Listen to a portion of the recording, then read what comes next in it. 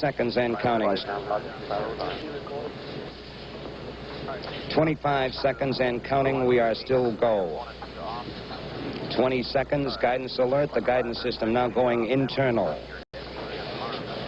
15, 14, 13, 12, 11, 10, 9, 8. Ignition sequence start. 5, 4, 3, 2, 1.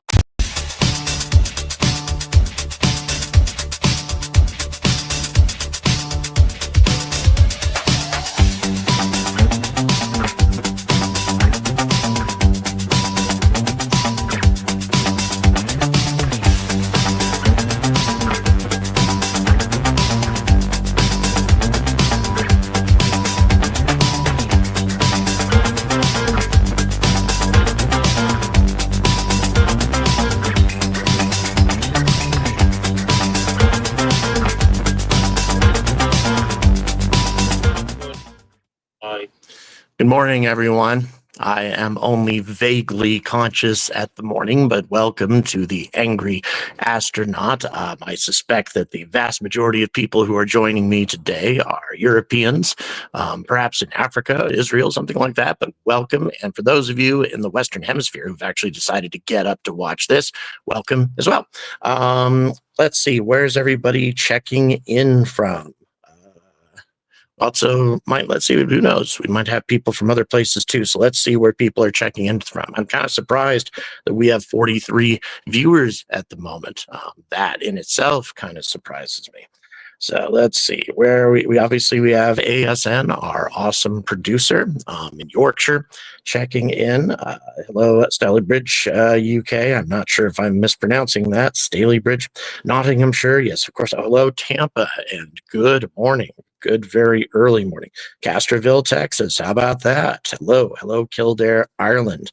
Hello, Canada. Oh my God, yeah, couldn't sleep. It's very early, I'll tell you. Right now, it's 4:17 in the morning where I am. Hello, Finland. Hello, Houston. Hello, Illinois. And hello, Bretagne. I don't know how that's pronounced. I'm sorry, in France. And then we also have Southwest London. And hello, Hungary. Thank you very much for joining us today. And by the way, I'll be coming to France here in a couple of months. Maybe I'll have an opportunity to do a meetup in Paris. And also, if all goes well, I'm planning to be in Milan in less than 2 weeks. And I'm going to do a meetup there as well.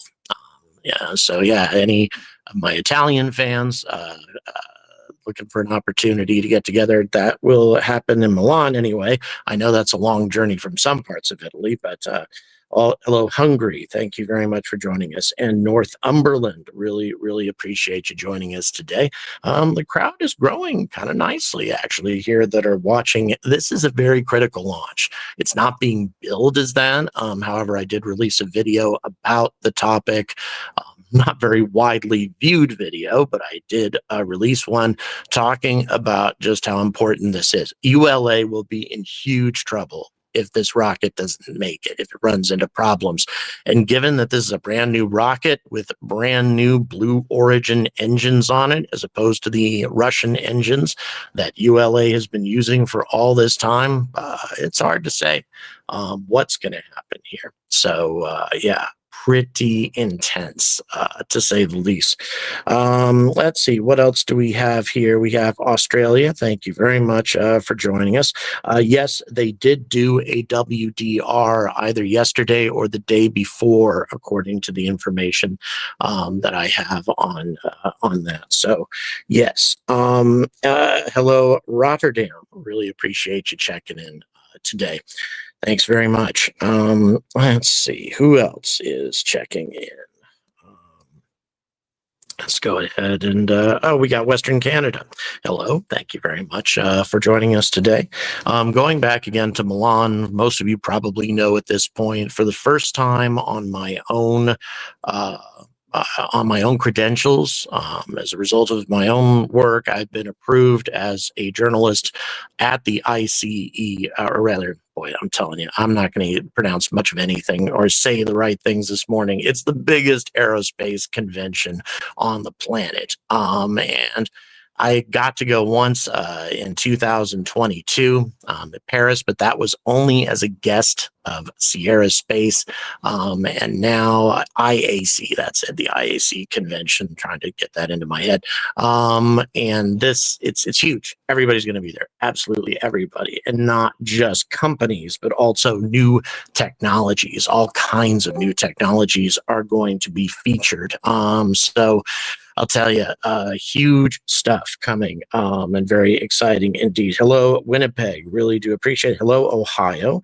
And Yorkshire, not one of the pretty parts of Yorkshire. Sorry to hear that. I've been all over Yorkshire, including some of the ugly parts, and yet I've been happy with everywhere I've been in Yorkshire, just because lovely people.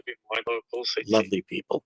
So yeah, well, no, I've been all over. Leeds definitely has some parts of it that aren't very pleasant.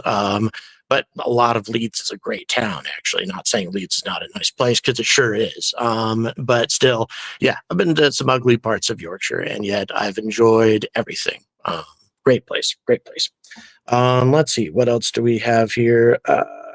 Hello, Mike. I really appreciate you joining us today. We're talking about, let's see, state backing to face off. That's all going to be very interesting.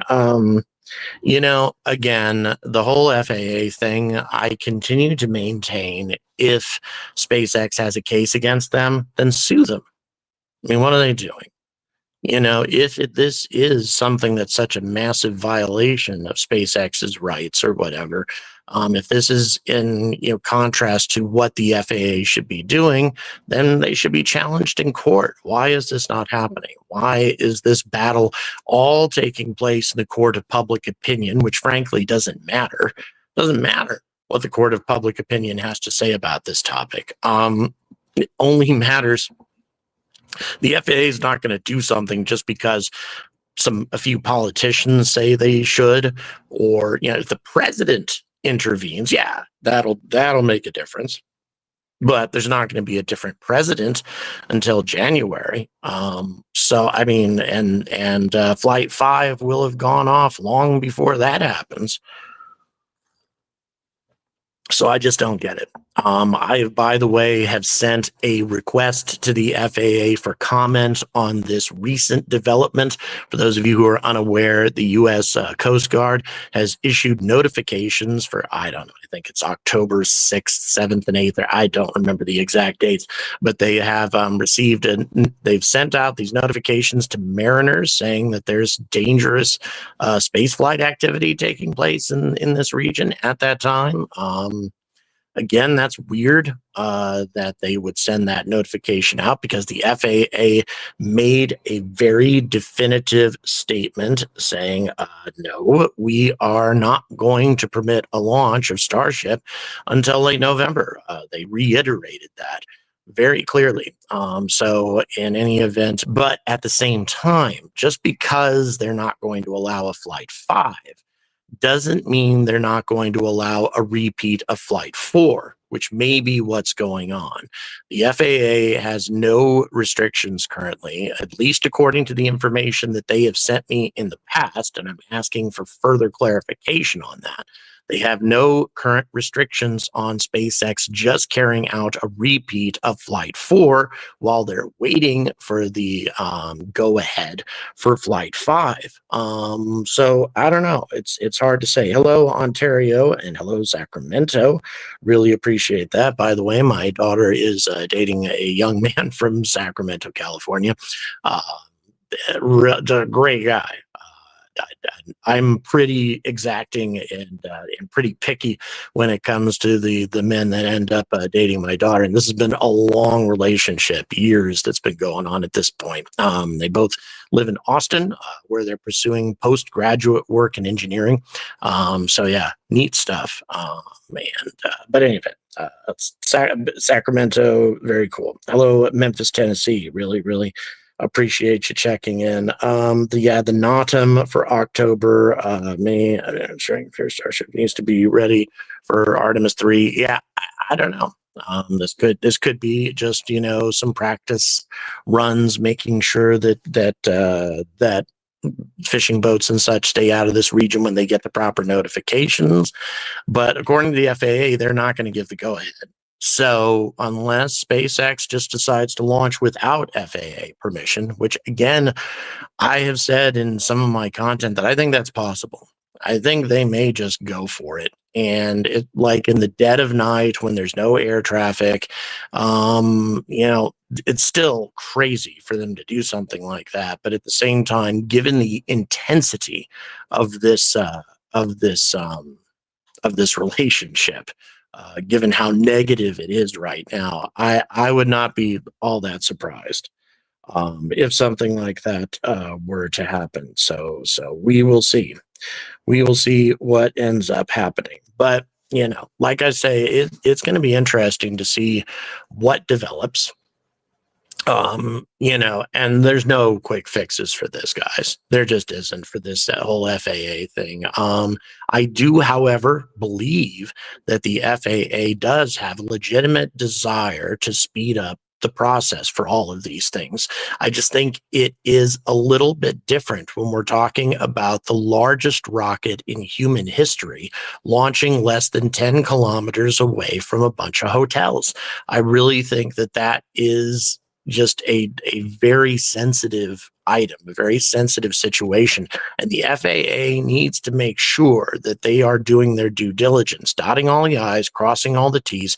And if anything ever goes wrong, God forbid, if Starship ends up having some kind of anomaly that ends up harming somebody, a civilian, they need to be able to say that they did everything they possibly could to make sure that something like this didn't happen. And it just happened anyway. So hello, Seattle. Thanks very much for joining us. So we will see. Yeah, that is possible, just to transfer the responsibility over to NASA.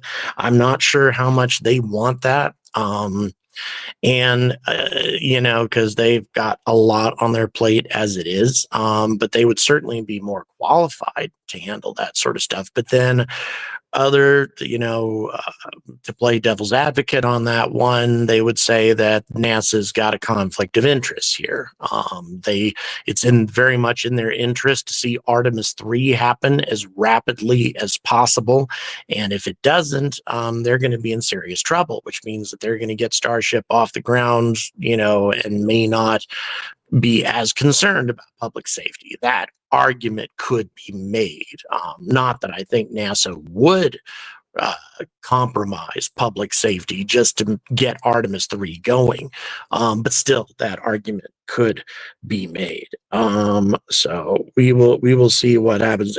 That's true. Well, I mean, it all depends on how you look at it. SLS has flown, and that is a rocket that NASA commissioned and essentially had built. It's not a commercial crew kind of thing. SLS is an old-fashioned rocket, and it's going really badly. Again, it suggests why NASA shouldn't be doing these things. Yeah, it's as my producer just pointed out, it's more of a jobs program than a rocket anyway, and very much so. It's the kind of project that's going to keep senators happy because it provides jobs in these senators' districts. Producer, where are we with ULA's stream at the moment? Are they going live yet? 12 minutes. Okay. So, guys, we got 12 minutes before ULA is going to go live. Once again, getting back to this, ULA has no payload on this rocket aside from a dummy payload. So this doesn't feel like a very exciting thing, but it absolutely is. This launch absolutely has to go right. Otherwise, ULA will not be able to carry military payloads. And right now, they've been assigned 60%. Actually, that number just increased a little bit. 60% of the responsibility for future U.S. Space Force launches. And so that being the case, the military is very much watching this. And under normal circumstances, you need to launch 3 times. Any launch provider needs to launch 3 times before the military will allow you to carry their payloads. The only way to get around that is if to turn over all your engineering information, your CAD files, your drawings, etc., for the entire rocket to the military to prove that that you've got a solid design. Then the military will allow you to carry a payload if you have 2 successful launches. So Cert 2 is utterly critical. But not carrying Dream Chaser as was originally planned. And honestly, I kind of think Sierra Space is probably sort of happy about that. I think they probably would have been very, very nervous about having this rocket being so new, only on your 2nd flight, carrying up a vehicle that is absolutely, again, critical to the survival of the company. Sierra Space has invested an insane amount of money in the Dream Chaser tenacity, and if anything goes wrong with that flight, it's very, very bad news for that company and for its future prospects. So yeah, I can definitely see them trying to be cautious about all of that. So yeah, interesting stuff developing. And again, this launch being absolutely vital to the future of ULA. If something goes wrong with this, that means they won't be carrying any of those military payloads anytime soon. And there's a lot of those payloads are specifically designed to be integrated into Vulcan Centaur's fairing. They're not designed for Falcon Heavy's fairing. Some of them could work in it, but still, that's not what the intention was to cram them into a smaller fairing that Falcon Heavy has. Instead, it was designed for the Vulcan Centaur's relatively spacious fairing. So, yeah, this goes wrong, and it's very bad for a lot of people. Let's see, who else is. We definitely had the group expand. Really appreciate it. Thanks very much for joining us, everybody. Yeah, and that's surprising. Almost 100 people viewing at the moment. When half of my viewers should be asleep. So yeah, this is important. Now, of course, what probably will be happening here is not just a liftoff and we're done, though. Vulcan or ULA has announced that Vulcan Centaur will be carrying out a number of demonstration maneuvers with the Centaur 5 upper stage after they do achieve orbit. I suspect that Centaur 5 will probably be going all the way out to geosynchronous orbit. They'll probably be carrying out a number of maneuvers, a number of relighting of the engines to simulate deployment of payloads into different orbits, just a variety of things. And also, I think it's very possible that they'll be using Centaur 5 maybe hours or even days after this launch. They may do some maneuvers to demonstrate the longevity of this upper stage, because with the right package on board, this thing can stay functional for months. So they may, carry out some maneuvers with Vulcan Centaur well after the launch. I don't know. They may not have decided to go with all of those options, but they're going to give it a shot. So yeah, all this will be interesting indeed. So yeah, all very, very exciting. Yeah, I'm so tired of watching with my eyes closed. I hear you. I hear what you're saying, definitely. It's just one for you, Mike. It might show that you're leaning towards a left bias by removing one comment. So in any event, want to be careful of what you tread. We need to. Sorry, we might have a little bit of background noise there because we're getting a little bit of noise between my my producer and some of my team, and that's because I am running on bare bones equipment out here, very bare bones equipment. So I would remind my team that everything you're saying can be heard.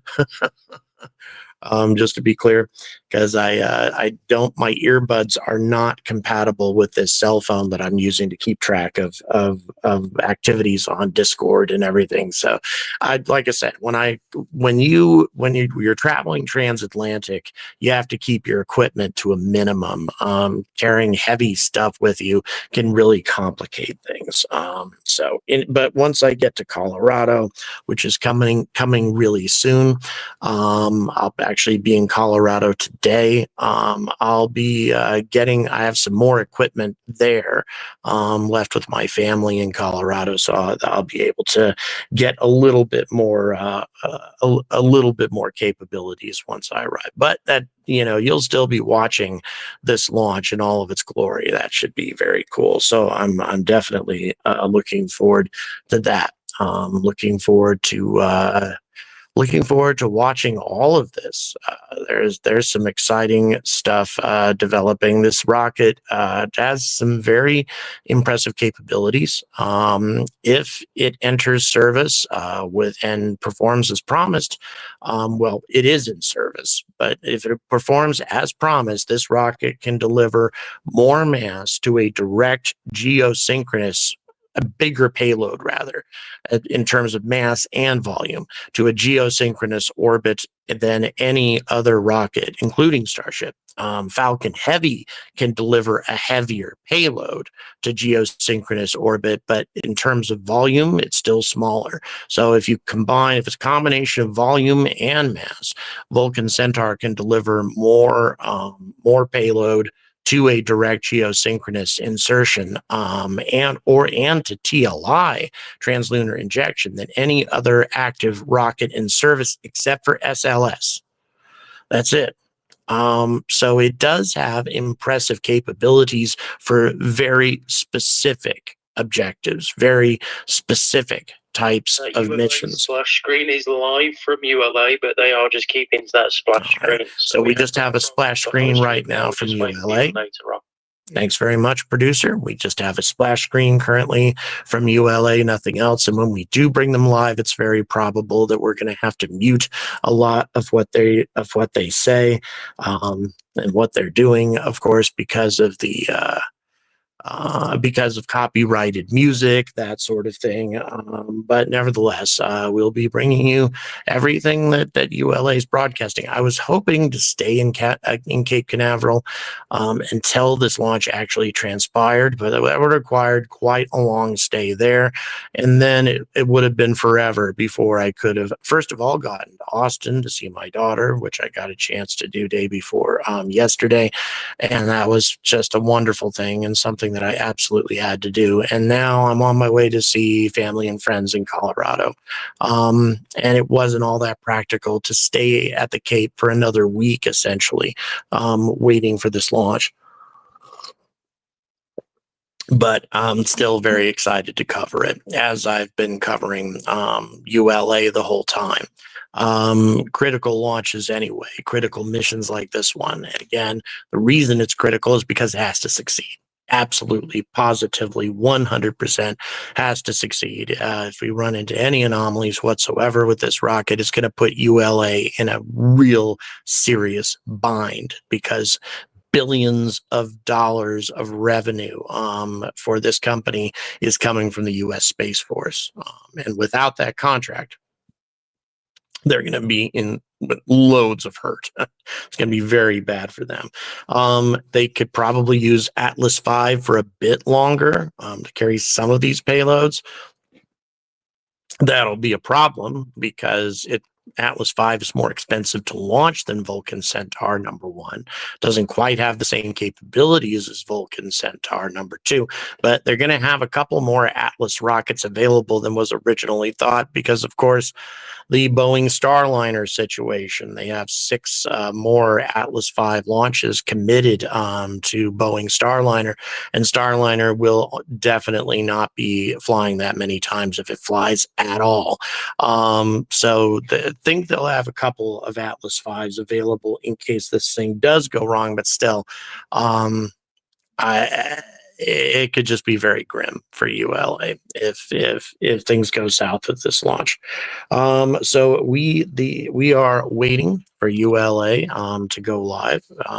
Expecting this to happen very soon. I'm going to go ahead. I'm pulling up a little bit of information from them, just looking for some new updates. There's only so much information that I can get, unfortunately, at any given time, but to see whether or not I can get some of this stuff from ULA. Let's see if we can get anything from them right now. I'll tell you, even my internet access here is. I've got launch facts. What do you need to know, John? Oh, I'm just checking in on their current situation. What if everything looks nominal currently? That was the main thing I was trying to find out. Stand by. Sure, thank you. We're just waiting for an update here, making sure that make sure that our updates. That ULA is actually proceeding with this launch. Oh, thank you so much, Rodney. Really appreciate the $5 New Zealand. Thank you very much. Really, really do appreciate that. We are getting, oh, there we go. Let's connect. Okay, I'm seeing if I can get access to the internet through my laptop through a different option. Things have They're not reporting anything other than what looks to appear to be a nominal process. All right, so everything looks nominal right now, from what we're being told. So everything's looking quite solid. Again, team, keep in mind that anything you guys are saying is being heard. All right. All right. Let's go ahead and I don't know why I can't sign in here. It's frustrating, but I'm just all right. We're getting some. Bear with me for just a moment here. For getting up early for the second launch of ULA's Vulcan rocket. Today's flight is dubbed Cert 2, signifying the second certification. Sorry, guys, trying to mute some stuff out here.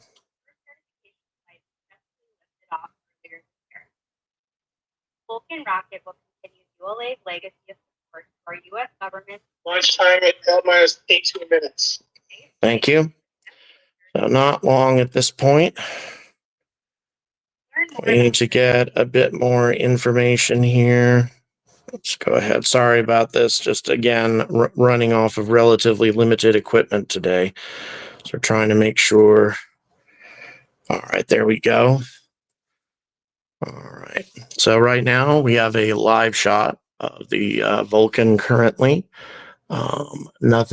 Everything's looking nominal right now. It's very good, actually. Again, this is a very new rocket. This is a very critical launch, and the fact that it's going so smoothly right now on the first, basically what amounts to the first try, that's impressive. So we'll see if that holds up. But right now, it is looking pretty favorable. All right, just pulling up. There we go. Finally got some internet access to my laptop, which has a very limited battery, by the way. So right now, 5 minutes ago, we have a posting saying from all of our teammates who contributed to creating the Vulcan Centaur, welcome to the launch countdown. As we begin the launch webcast. Also, there is producer, if possible, can we go ahead and put the map that ULA has on their Twitter account up here, so people can see where Vulcan Centaur is going to be visible, because a launch in the dead of night, I think it's still going to be dark when this thing lifts off, or very early morning anyway, on the East Coast. Figure out whether the audio problems are my side. I should be hearing Tori speak, but I'm not. Okay, we are apparently. Okay, we have a bit of a audio issue on the ULA feed, so we're trying to get that rectified right now for the producer side. sure everything's going to be fine in that regard. But nevertheless, our producer's always been very good at fixing these issues. So we're going to go ahead and, but if you want to go while you're watching, if you want to go ahead and go to ULA's Twitter page and just check, you'll find a map there that shows the visibility, where the rocket will be visible during this launch. It is a different trajectory than some of the trajectories that we've seen for other launches recently. It appears to be a trajectory that's going due east as it ascends towards orbit. So not a northeast trajectory. Again, this is not a payload that's intercepting the International Space Station or anything like that. So ULA is free to choose their trajectories and decide which ones are going to be the most optimal, the best for what they're trying to do. So we are currently waiting for liftoff. Oh, there we go. There's our launch visibility, and our producer's centering that for you, so you can get a look. There you go. You can get a look at what that launch, the area that's going to cover at launch plus 300 seconds. There's going to be a lot of visibility all the way up the East Coast into the Carolinas and such, and all the way down to Cuba, Bahamas, etc. So yeah, I would say that there's a decent chance that a lot of this may be visible to a lot of the viewers. So keep that in mind for anybody who happens to live in that area. And it's either going to be dark or early morning. Right now it's 5:46 a.m. At the Cape. So again, they're just showing the layout of the rocket currently. 2 RL-10 engines on the Centaur 5 upper stage.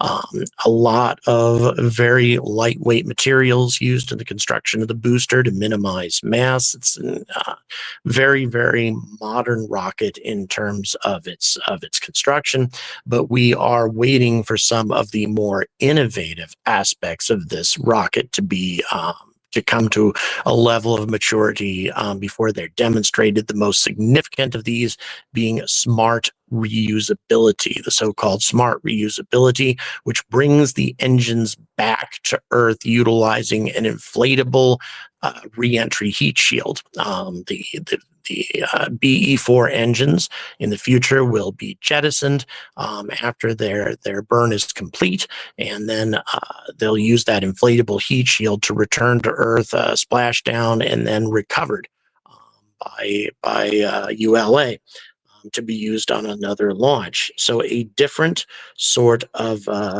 trajectory, a different sort of solution for launching than others. Very interesting indeed.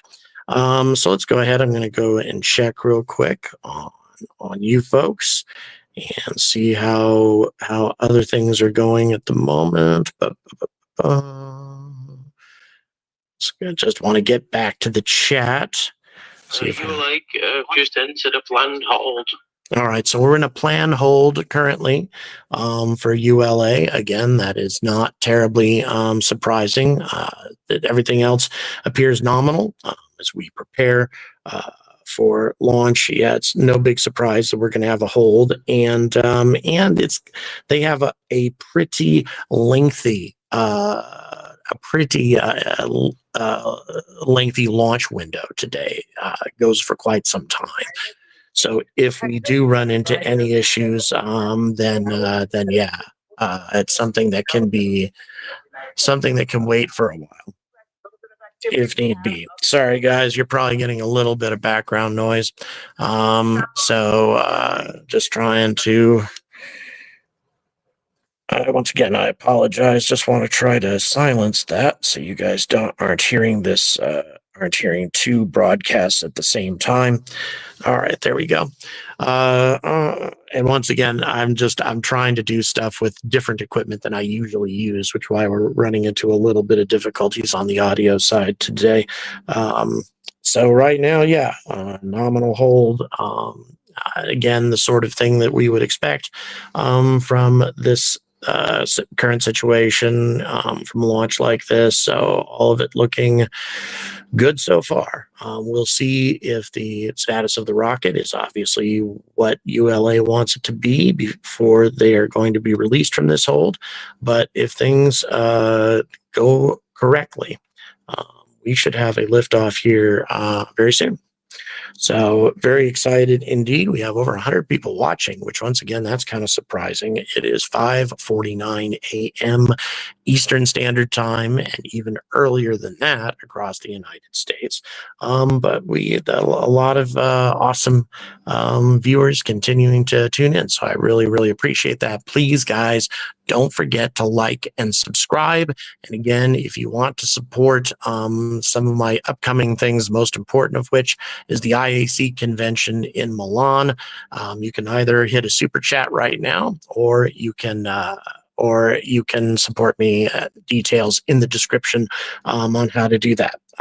Really appreciate it. Hello, UK Hatfield. Hello, Alabama. Yeah, 10:52 a.m. UK. I figured that the majority of the viewers joining us today would be Europeans, but that's not entirely the case. We have some folks who are dealing with the early morning launch just here in the United States as well. Go Vulcan notes that they need additional minutes, so they're not going to start the countdown at the open. All right. So there will not be a launch at the beginning of the launch window. They need a few minutes apparently before they commence with the go no go poll. This could be just momentary, or it could go for a while. It's space. We know how this works. But we'll see. All of it very exciting, very excited rather, of course. There's a lot at stake here.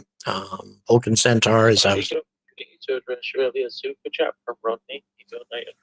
Oh, Rodney, I'm sorry if I forgot that. Rodney, thanks very much. I really appreciate the support on the super chat. There's $5 New Zealand. Really, really appreciate it.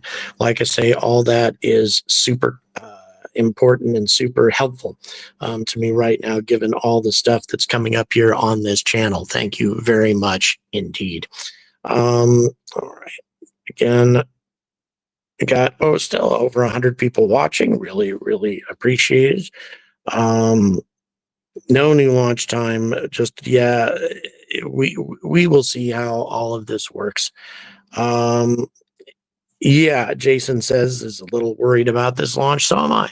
I not worried about bets and tattoos anymore. For those of you who watch my channel for this long, you'll remember that I had the 100K challenge where I had to get to 100,000 subscribers. And if Starship beat,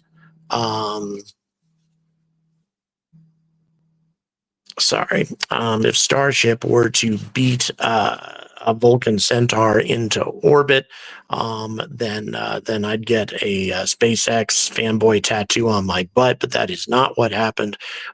Starship did not actually even get past the Kármán line before Vulcan Centaur managed to successfully deploy the astrobotic Peregrine, even though sadly the astrobotic flight failed. The astrobotic part of the mission failed. And I am very fond of all of those people at Astrobotic, so I'm very bummed out that happened, of course. And that's led to a lot of long-term consequences for Astrobotic, because their competitors have been getting these huge contracts now. And with that happening, we're talking billions of dollars, and Astrobotic's not getting any of that. because of the failure of Peregrine. Very unfortunate, because I think that they have a lot of capability. I think that after this first anomaly with Peregrine, I've got high hopes for their capabilities here in the near future. But still, they're going to be struggling for a while because of that. But all right, let's go ahead and again check everything else. Starship has a no-go at launch. Same checks. Yeah. We will. Go to launch. That very good point, Captain Quinn. It would be interesting because, of course, for those of you who are just joining us, I'm actually not sure how much I've been talking about that. There is some news that the Coast Guard has been issuing warnings as if a Starship launch were imminent for early October. However, the FAA has made a statement on the matter where they have clearly said that they are not going to permit a launch of Starship until late November. However, that being said, that doesn't mean that SpaceX couldn't conduct a repeat of Flight 4 if they wanted to. They just did the same launch, same configuration, because that flight went fine. Then there's no reason that the FAA would stop them. As a matter of fact, and I just asked for another confirmation on that. I just sent another request to the FAA for confirmation on that. But the last time I talked to them about the issue, they said that if SpaceX just wants to do Flight 4 all over again, they can do it. We won't stop them. So we'll be happy to issue a launch license for that. So it could be that SpaceX is looking at maybe doing that while they're waiting. There's a lot that could be gained by carrying out another flight. I'm sorry, please repeat. Standing by for new T0. All right, looks like we have a new launch time coming in. So looks like that maybe we're going to get a go-ahead here pretty soon. Pretty exciting here. I'm looking forward to seeing this rocket fly. It has 2 solid rocket boosters on board, which was the same configuration that it had for the Peregrine launch. When the Dream Chaser launch comes up, Vulcan Centaur will have 4 SRBs instead of 2. Dream Chaser is a big ship, heavy ship, because it's not just the ship itself, the space shuttle, the mini space shuttle. It's also the Shooting Star module, which is a complete spacecraft unto itself. That's what makes it totally different from Dragon. And I'm talking cargo Dragon, not crew Dragon. This Dream Chaser has not only the space shuttle, the mini space shuttle part, but the Shooting Star module that attaches to the back has solar panels. It has its own engines, and it's capable of carrying 5.5 metric tons of cargo on its own.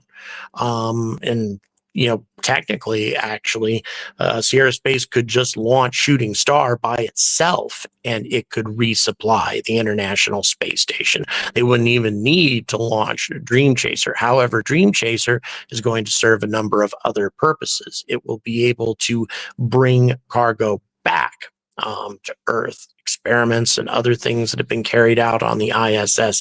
It will be able to bring all of that back to Earth under pressurized conditions, if need be. The vast majority of Dream Chaser and the Shooting Star is pressurized cargo. So Dream Chaser is a step up from NASA's current capabilities for cargo launch, and actually even in the future for crew plus cargo, because theoretically you could put a Dream Chaser plus Shooting Star with crew on the Dream Chaser and cargo in the Shooting Star. In theory, you could do that. And that means you could carry out a combined crew and resupply mission all in the same flight, which no other spacecraft can currently do. Crew Dragon can carry a little bit of cargo in the trunk when it goes up, with a crew on board, but not really all that much, given the large amount of life support equipment that's necessary, that's carried in the trunk, the service module, etc., in order to carry out a manned space mission. Whereas Dream Chaser has the life support all in the spacecraft itself. Everything comes back on Dream Chaser, and then Shooting Star is independent, and can also carry out some independent missions on its own after that flight. If, for example, the U.S. military is planning to utilize Shooting Star as a mini space station, a small military space station, they could put some observation equipment on, perhaps other stuff for the U.S. Space Force could be mounted on Shooting Star, and could fly after a mission is carried out to the ISS. So with the ability to carry out secondary missions with Shooting Star after the primary mission is completed, that means that reduces cost. That makes it to where the Sierra Space can make a lot more money off of a launch, and so therefore they can pass on, if they're making more money on the flight, then they can pass on the savings that they get, and just the additional profit can reduce the expense of the launch and the mission. So they can make it less expensive for all their customers theoretically, and make themselves a lot more competitive. So yeah. Dream Chaser is exciting, and that is technically, if all goes well, that is going to be the third flight of Vulcan Centaur. If this flight goes as planned, that will be the third flight of Vulcan Centaur, is to carry Dream Chaser.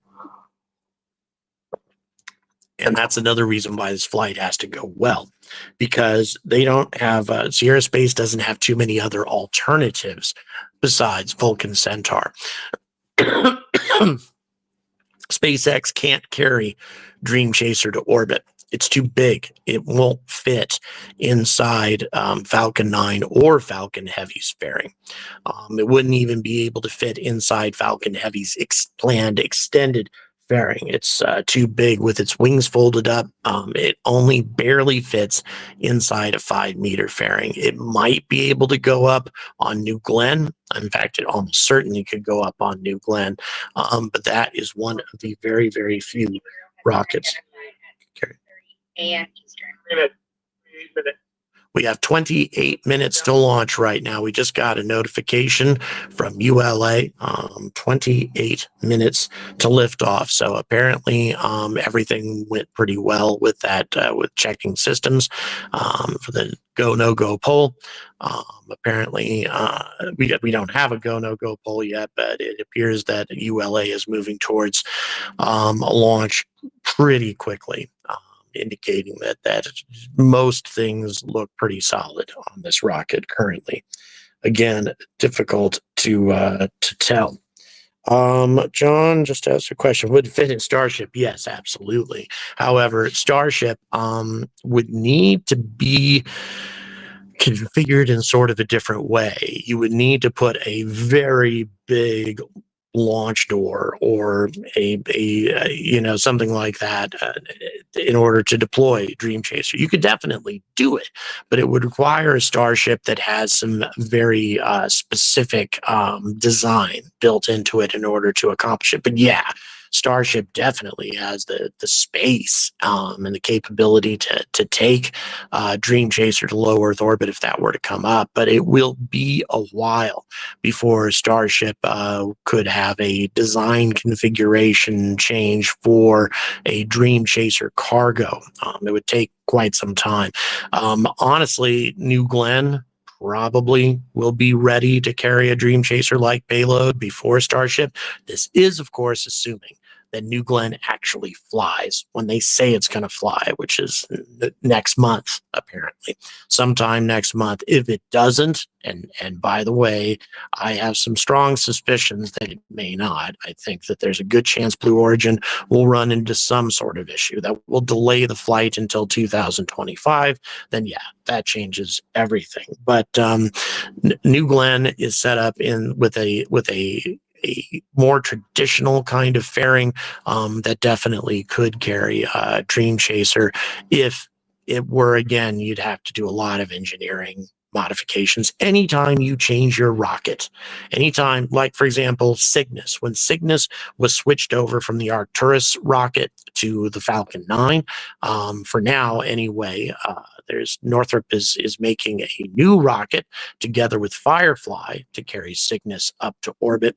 But that took almost a year to figure out how Cygnus, what changes would need to be made in order to put Cygnus onto the Falcon 9. It's just when you switch rockets, it does take a while, especially if we're talking about a spaceship, to make it work with a different sort of rocket. So yeah. I mean, this is all very, very critical. I mean, odds are, if something were to go wrong with Vulcan Centaur, the most probable candidate to carry Dream Chaser up would be an Atlas V, assuming that ULA has an Atlas V available for the flight. Chances are they do. They would take one of those Starliner Atlas V's and that aren't going to be used for Starliner and reassign it to Dream Chaser. That might be one way of doing it. That is the easiest transition because fairings for Vulcan Centaur and the fairing for Atlas V and Centaur 3 are not all that dissimilar. That would probably be Sierra Space's best bet, is to use Atlas V. And as a matter of fact, that's part of their contract.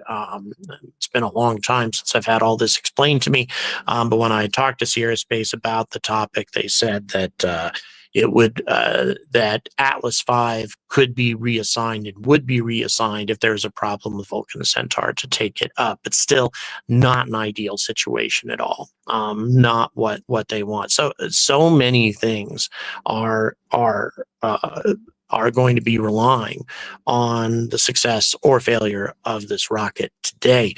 Another payload is Kuiper. Vulcan Centaur is carrying more Kuiper satellites to orbit than any other rocket, according to Blue Origin's current plans. Well, Amazon's current plans. Vulcan Centaur is handling way more of this than anybody else. So yeah, that would create a lot of complications. Probably what would happen is Jeff Bezos would have no choice but to deploy Kuiper with Falcon 9 instead of Vulcan Centaur. That is probably what would end up happening. But that is the last thing that Jeff Bezos wants to do. So yeah, all of that's going to be pretty complicated indeed.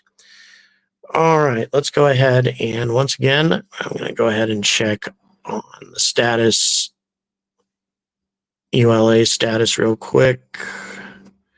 See if we have any updates. Looking for updates.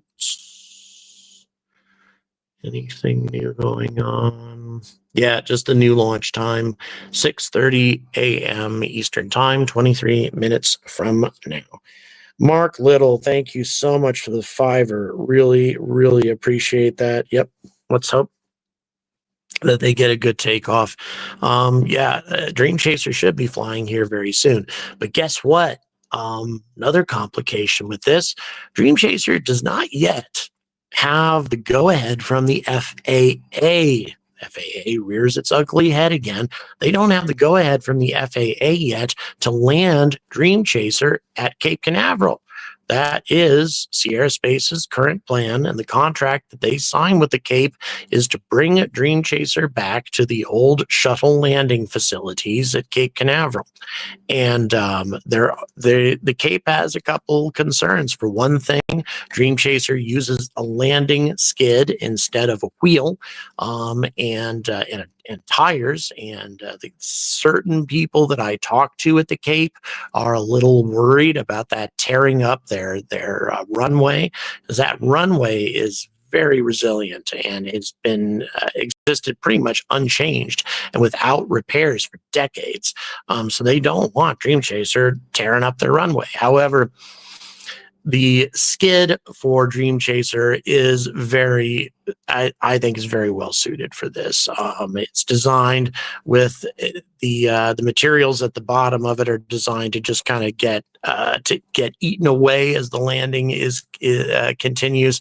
So I really don't see it being something that's going to tear up that really tough concrete landing strip. That doesn't seem very likely to me. What would probably be more likely, or something that'd be more damaging, is if Dream Chaser were to crash during the landing procedure or something. That of course would be sort of problematic. So yeah, and by the way, this is the first time in NASA history that a brand new spacecraft is landing at the shuttle landing facilities at the Cape. It's never been done before. And so actually they do not yet have the green light from the FAA to land there. Now, Sierra Space could choose to land at a wide variety of facilities all over the world, including Spaceport Cornwall. That is an approved landing facility for Dream Chaser. As a matter of fact, Spaceport Cornwall is working very hard to get a European Dream Chaser mission going, where Dream Chaser can carry up a bunch of European payloads, European experiments, either to the ISS or just an orbital mission, and then to bring them back to Cornwall. So all of that looking pretty exciting. So yeah, we will see a lot of intriguing things coming up associated with this rocket and the things that are going to be flying on it, from Dream Chaser to these U.S. Space Force payloads to Kuiper. There's a lot. And as Vulcan Centaur continues to prove itself, I think it's also very likely that ULA is going to be aggressively competing for NASA exploration payloads, because Falcon Heavy has been launching all of those recently, and Vulcan Centaur has similar capabilities to Falcon Heavy and a similar price point. The cost of launching a Vulcan Centaur very, very close to that of a Falcon Heavy for an interplanetary mission. So I think that ULA will be competing very aggressively for those types of contracts, and that's just good for everybody in spaceflight, because the more they compete, the more that everybody has to drop their price in order to win the contract. So that's good for the taxpayers, good for spaceflight, good for everybody if we have competition. I am a big believer in competition and a healthy capitalist environment. So you can't have that if you have monopolies. So again, another reason why everything is so important today, why the launch of this rocket is so absolutely critical. Because there really isn't another rocket in its class that's in service right now, aside from Ariane 6, that can really compete. And Ariane 6 is a more expensive rocket to launch than Vulcan Centaur. Now, that could be modified a bit by government subsidies. The European Union and ESA is providing government subsidies to Arianespace in order to get the price of an Ariane 6 launch down a bit so they can compete with SpaceX, but still overall it is more expensive to launch a Vulcan or a Ariane 6 than a Vulcan Centaur. So this is really the only heavy lift orbital class type of rocket that will be able to practically compete against the SpaceX stable of rockets here in the near future. Obviously, New Glenn We'll be able to do a lot of that competing here as time goes on. But then again, New Glenn doesn't quite have the same capabilities as Vulcan Centaur. New Glenn is bigger, New Glenn is heavier, and New Glenn doesn't have solid rocket boosters. Without those solid rocket boosters, New Glenn cannot deliver the same types of payloads to translunar injection orbit or to a direct geosynchronous drop-off that Vulcan Centaur can. So even New Glenn doesn't quite measure up. It has a big fairing. In that respect, it's superior to Vulcan Centaur. But in most other respects, Vulcan Centaur is the better rocket for payloads going beyond low Earth orbit. If we're talking low Earth orbit, New Glenn's definitely the best, far better than Vulcan Centaur. But for other payloads, things change for that.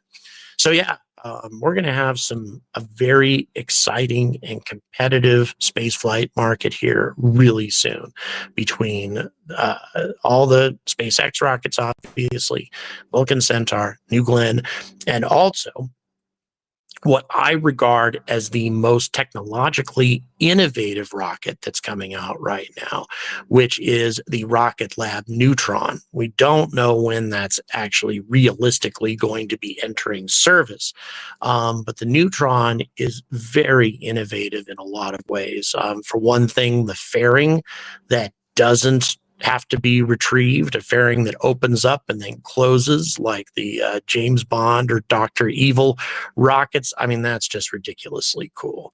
The only thing that isn't coming back with Neutron is just the upper stage, which, by the way, it's the lightest upper stage for this type of rocket that's ever been built. Of course, hasn't actually entered service yet, but it is the lightest upper stage, meaning that for the size of the rocket and for the amount of thrust that this rocket has, it can deploy way more payload than it has any right to be deploying.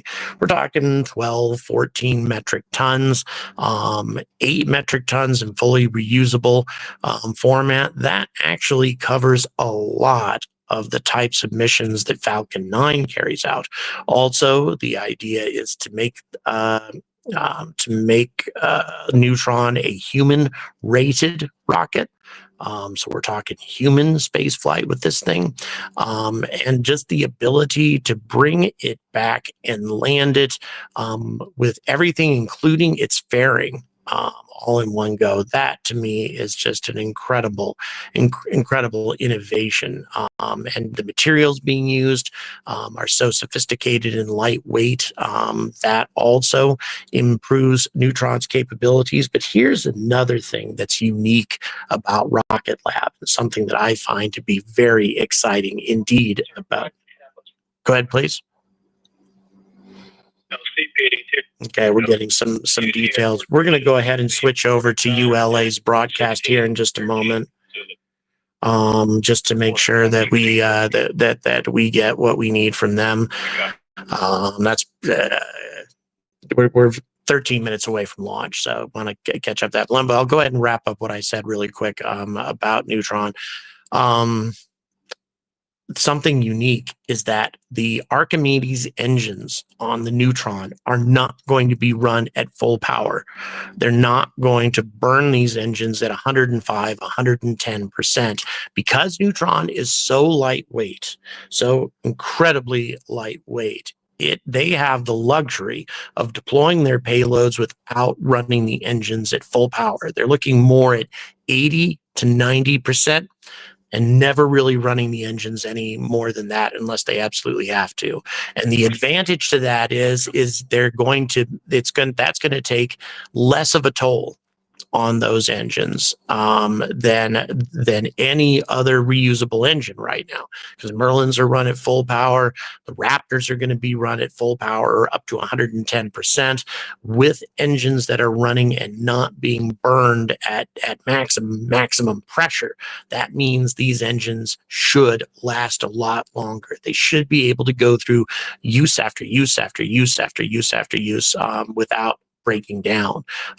It's a really innovative idea, a different approach, a different philosophy to space flight. And again, I applaud Peter Beck for coming up with a lot of this. And I think that Rocket Lab, of all the launch providers that are out there, I think Rocket Lab is the one that has the biggest potential, not yet, not until Neutron actually enters service, but given all the launches they made recently, they have the biggest potential to compete with SpaceX.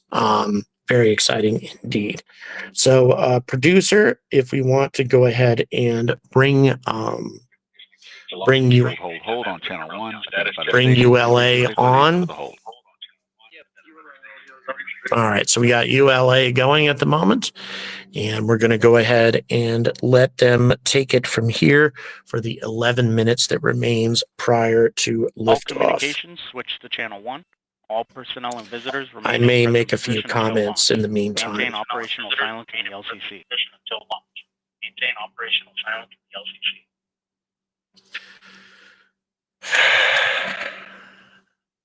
the LCC. This is the moment of truth, guys. Moment of truth for ULA, for Vulcan Centaur. This launch has to go well. It's so important. In a few moments, launch conductor So Dylan Rice again, will pull the launch team for that's the why I've final been go to pick up the count. 29 engineers and managers are pulled for system status and readiness to proceed. This is the final status check for all Vulcan vehicle systems, ground systems, and the U.S. Space Force Eastern Range. The vehicle system readiness poll includes electrical systems, hydraulics, pneumatics, propulsion systems, flight control, and propellants. Let's listen in as Dylan Rice performs the final polling. All minus 10 minutes. Status check to proceed with terminal count, Vulcan systems, propulsion. Go. Hydraulics. Go. Pneumatics. Go. LNG. Go. LO2. Go. Water. Go.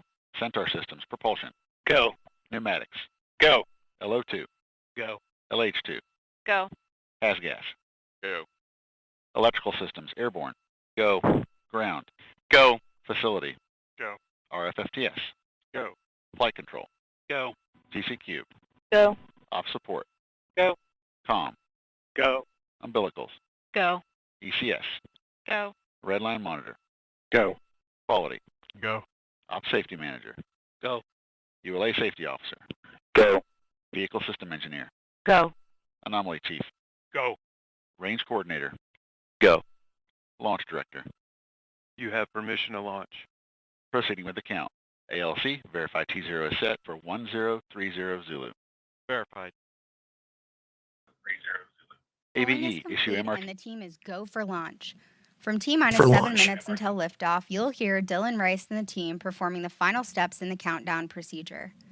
Several critical activities occur in the final minutes before launch, including verifying fuel tank levels and pressures in the booster and Centaur, and arming the flight termination system. Very exciting the indeed. Range Operations Commander confirms the range is in a It's green approximately condition for launch. before liftoff. At T-minus 25 seconds, you'll hear Go Vulcan, Go Centaur, Go CERT-2. A big moment This is the final for status check American of the spaceflight. rocket and payload Anytime you readiness. have a brand new rocket, T-minus 6 even seconds, though it has had initiation one of the flight, launch pad this water one deluge system is the occurs. one that really, At really, T-minus 3 really minutes, counts the main for engines ULA. ignite. Then after seeing Vulcan lift off from Slick 41, you'll begin hearing flight commentator Hannah Peters providing launch vehicle ascent data. Gas, establish scan pattern 71. Roger. All steps complete prior to terminal count. And this should be quite a spectacular nighttime launch.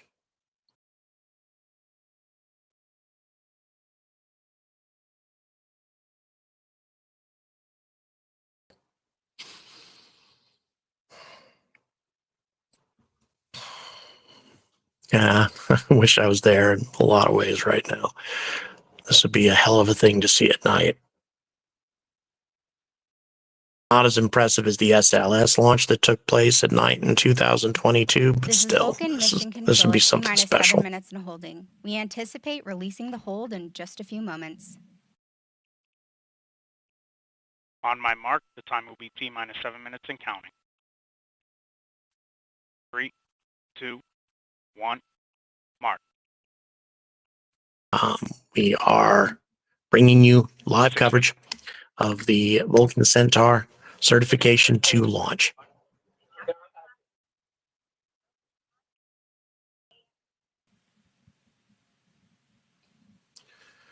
Very exciting indeed, and very critical. After liftoff, If it goes ULA's well, Vulcan rocket that will means head that southeast ULA towards has the Space green Launch light Complex to start 41. carrying Here's a look U.S. at today's Space Force ascent. payloads. If it does not go well, Following final then confirmation ULA of is going to rocket be in readiness, very, twin very deep trouble. ULA audio muted for our YouTube viewers, I'm afraid. Okay. We have some copyright music going, so I have to go ahead and provide you guys with some more commentary currently. Vulcan Centaur looking very beautiful on the pad here at night, Cape Canaveral. Once again, I regret that I'm not there to see it. I was hoping kind of to stay for an extra week, but it's just impractical with everything else that I had to do in the States. So yes, again, Vulcan Centaur in a current configuration with 2 solid rocket boosters. It won't just be a simple launch to orbit. It will rather have a lot of demonstrations for the Centaur 5 upper stage involved in this mission.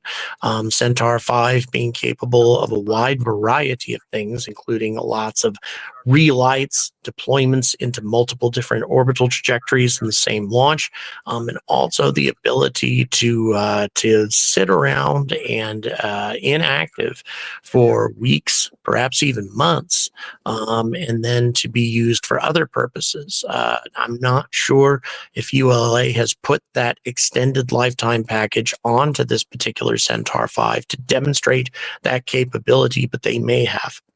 And again, the reason for this is ULA wants Centaur 5 to be a reusable space tug, to be able to carry out other missions beyond the mission that it's used on. If you can refuel it in low Earth orbit, haul a lot more payload out to the moon than you would be able to do without a refueling. I mean, a lot of the same objectives that SpaceX is looking for with Starship, just obviously with a smaller booster, less payload, but then again, a lot less refueling too. One Starship tanker, if we were to have SpaceX and ULA collaborate at some point in the future, one Starship tanker could easily refuel the entire Centaur 5 upper stage. So yeah, a lot of interesting things, but of course, a lot of Centaur-based fuel depots have been proposed.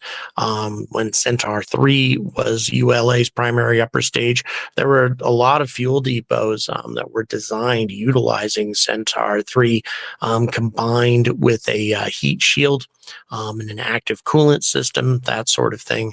And that possibility still exists. Centaur 5 is designed to be used in that capacity. And ULA, Tori Bruno talks very openly about using Centaur 5 as the primary vehicle to build out a Earth-Moon transportation infrastructure. Audio returning for our YouTube viewership. All right. Closer look at this We're going map. to Check bring out ULA ULA back launch on and keep them social there. media.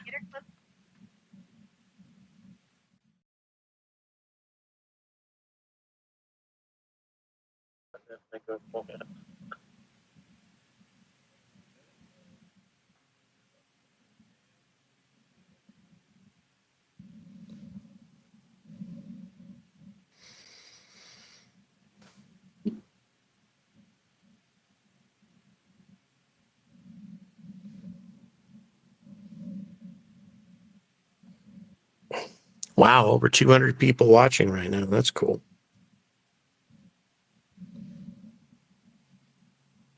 Please don't forget to like and subscribe, guys.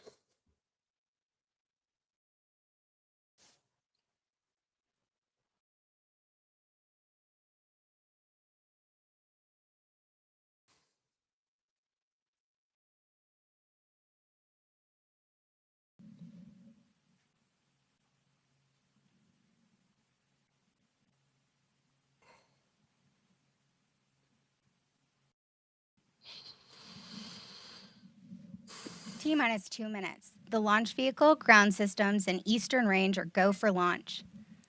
For those of you just joining us, I'm Andrea Lenhoff, your host for today's live coverage of ULA's second Vulcan rocket launch. At this time, the team is not working any issues, and we're proceeding towards an on-time liftoff at 6:30 a.m. Eastern. Looks like we got a hold, guys. Clocks have stopped at It's going to T hold minus up 1 minute, 51 seconds. See, clock starts 1 minute 32 seconds. All right, we'll see what's going on.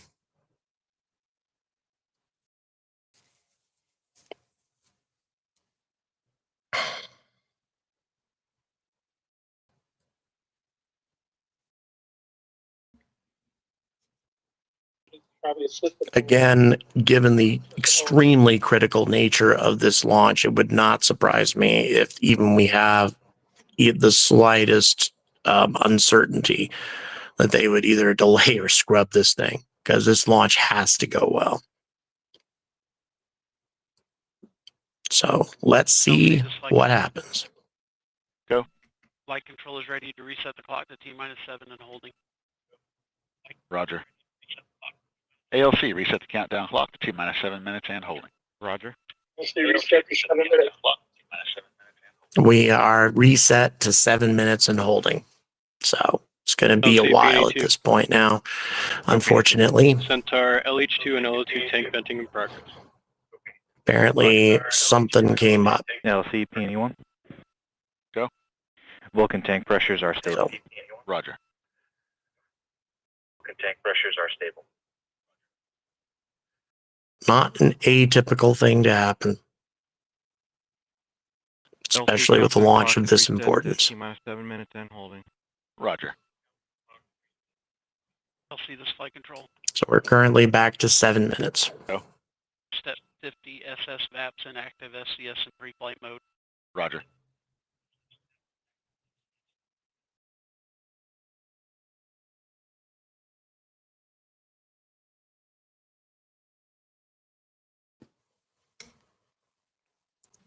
This is Vulcan Mission Control. The team has reset the clock. There's some to questions T-minus being 7 asked minutes about of hold. tank pressure. We are waiting for more information on an updated T0. We are waiting for more information on an updated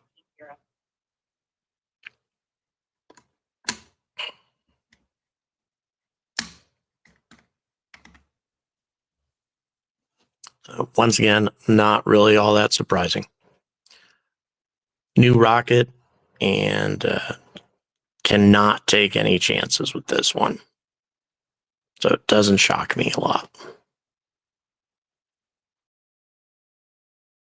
LCP 2. Go. Centaur tank pressures are stable. LCP 2. Go. Centaur tank pressures are stable. Roger. OSM, place SRB ignition SNA switch to disabled position. OSM, place SRB ignition SNA switch to disabled position. SRB ignition disabled. SRB ignition disabled.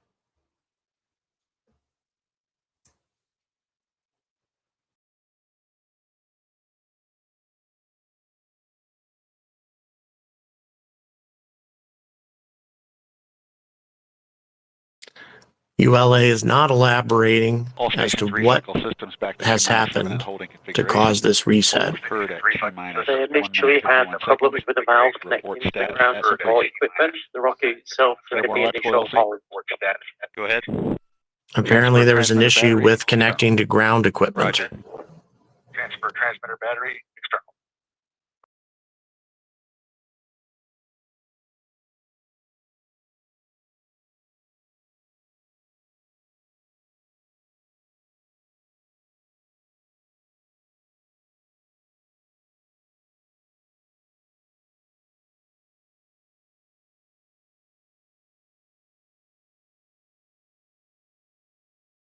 Now they're switching back to external battery power. We could have a bit of a wait. We may scrub it completely. We'll see what happens here.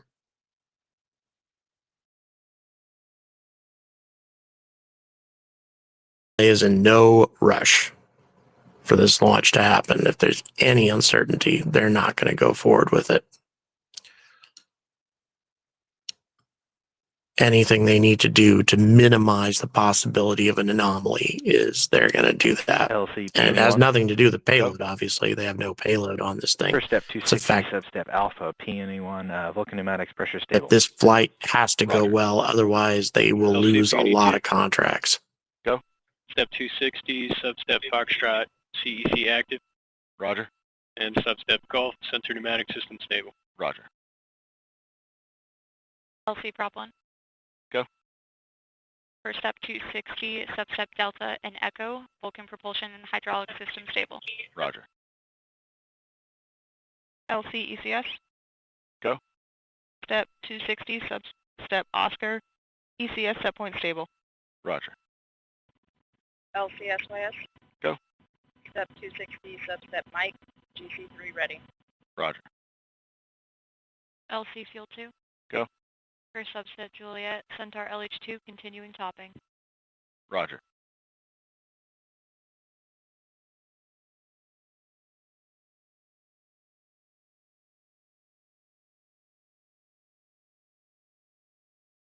Looks like we're going to have another poll here. Systems again, you know, we'll see if they may scrub at this point. If this starts getting more complicated. I'll see.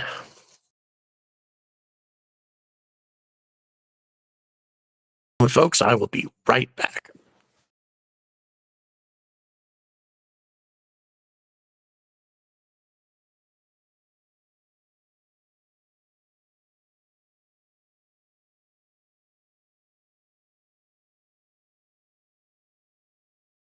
LC, airborne electrical. This LC. Step 260, substep Papa, airborne electrical ready. Roger.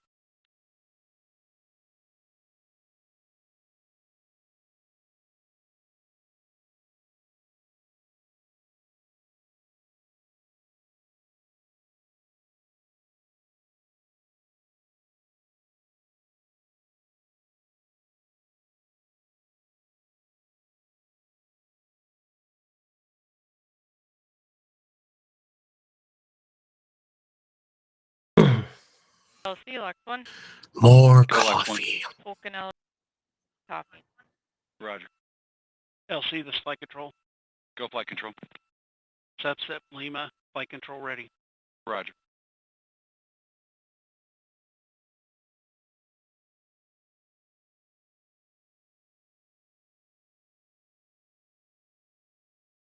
LC has gas. Go ahead, guys. For substep India, has gas ready. Roger.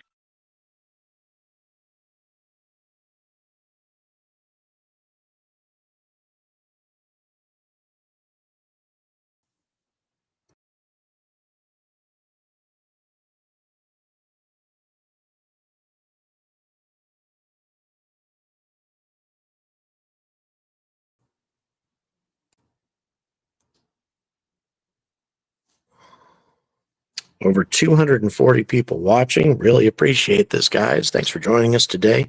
Once again, for those of you who are just joining us, in a hold currently. The ULA has returned the countdown clock to T-minus 7 minutes. We were approximately 1 minute and 30 seconds or so away from liftoff when all of a sudden something came up. We don't know what yet. Information soon. But it appears that battery power has been transferred back away from the rocket currently. We may need another systems go, no-go poll before out to proceed. And I check Step 260, some additional information. LNG continuing topping. Roger.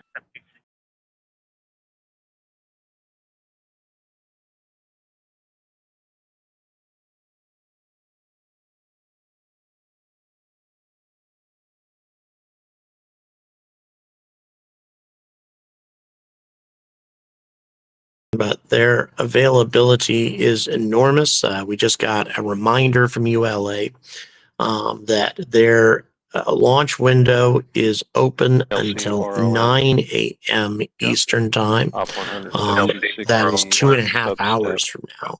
So they do have a big launch window. Roger. Substep November.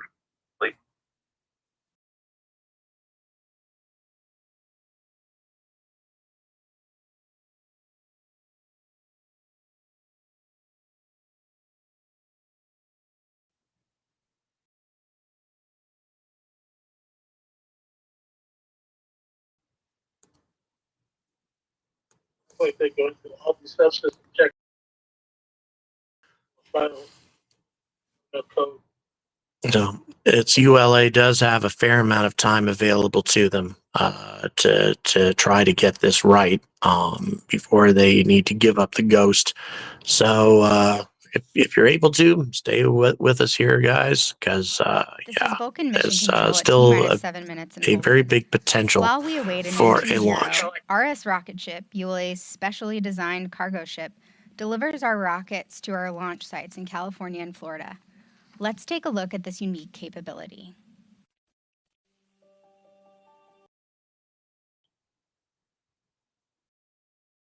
Just put that audio. Yeah, they had to boot audio because of copyrighted music, showing us their essentially their transport, what's necessary to bring the boosters, etc. If the music is not on at this point, we can go ahead and bring them back on, producer. Music's still on. All right, we still got music, unfortunately. Here on Discord, Yeah, so unfortunately, we can't listen to anything here because of copyright.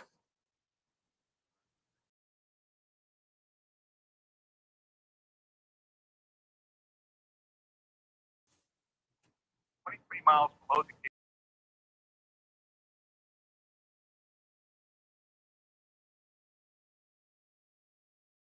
The one thing to be clear about is that ULA has a complicated, obviously, process, as does just about any launch provider, in getting everything out for a launch. All of this stuff is being hauled from their facilities, their manufacturing facilities in Huntsville primarily, is where a lot of this is done. Dynetics actually is actively involved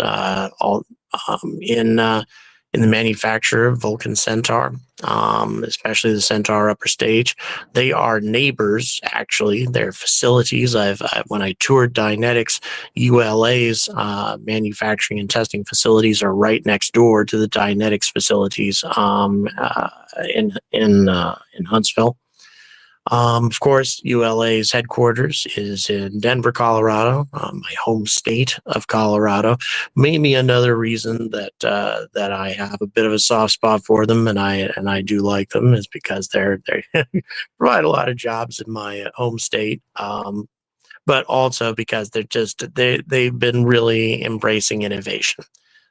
They're not just relying on their friends and lobbyists in Washington to get them government contracts. They are instead doing innovative things like everything they're doing with the Centaur 5, smart reusability, which again is a very different type of reusability than SpaceX uses. So, as long as a company is trying to be innovative, as long as they are making an effort to embrace new technologies in order to make themselves competitive, that works in my book. That's when I approve of a company. When they aren't doing that, or in the case of Blue Origin, when they're suing people when they have never even made it to orbit yet, trying to be treated, and they have actually managed to secure that recently, being treated like one of the big boys at the big boys table, even though they've never launched a rocket, a big rocket anyway. That's not cool in my book. Don't like that kind of litigious nature if you don't have much to back it up.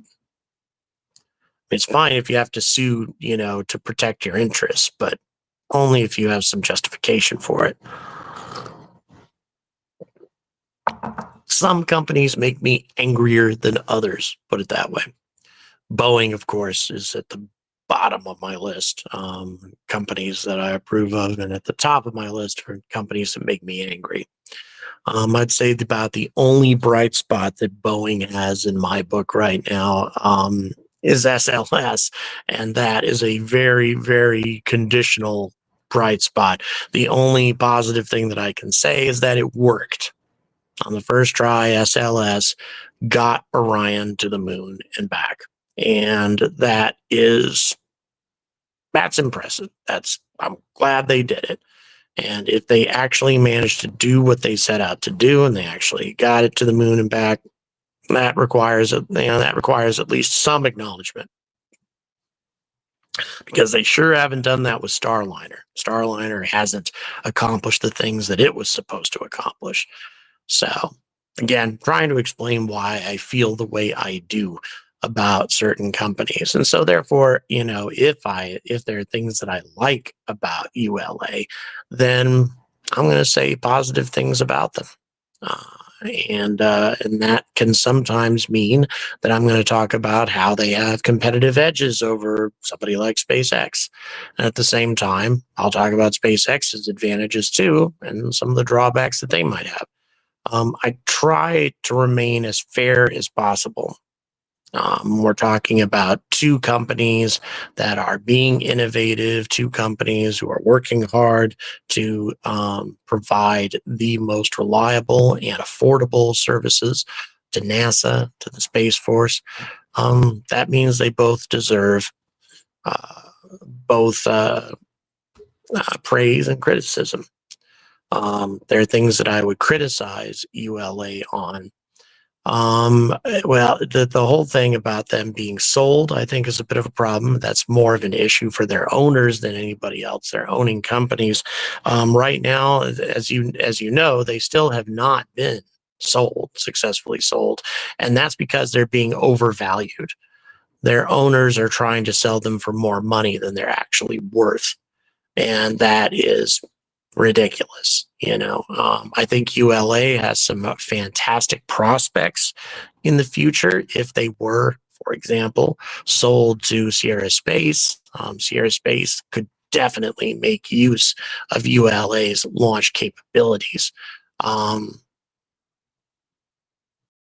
But unfortunately, because ULA is overvalued, because their owners are demanding more money than is reasonable, they haven't been able to sell them yet, and that's left the company in this weird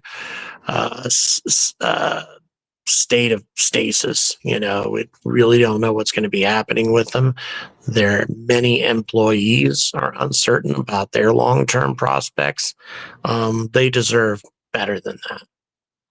So I hope that ULA music has finished, so I could put their broadcast audio on, but there's nothing on there presently. Yeah, right now, the copyright music is obviously over, but we can't. But there's nothing being broadcasted at ULA currently. They're not saying anything. As we wait for hopefully this problem to be rectified. Again, I would say probably just a sensor showed them something funky, something that they were uncertain about. Of course, they're not going to take any chances. And we have no updates from ULA at all on the current status of Vulcan Centaur. So we'll see.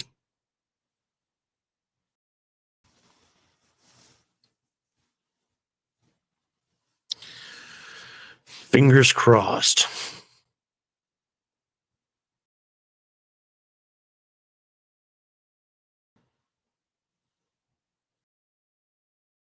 For those of you just joining us, we're still in a hold, still sitting at T minus 7 minutes to liftoff.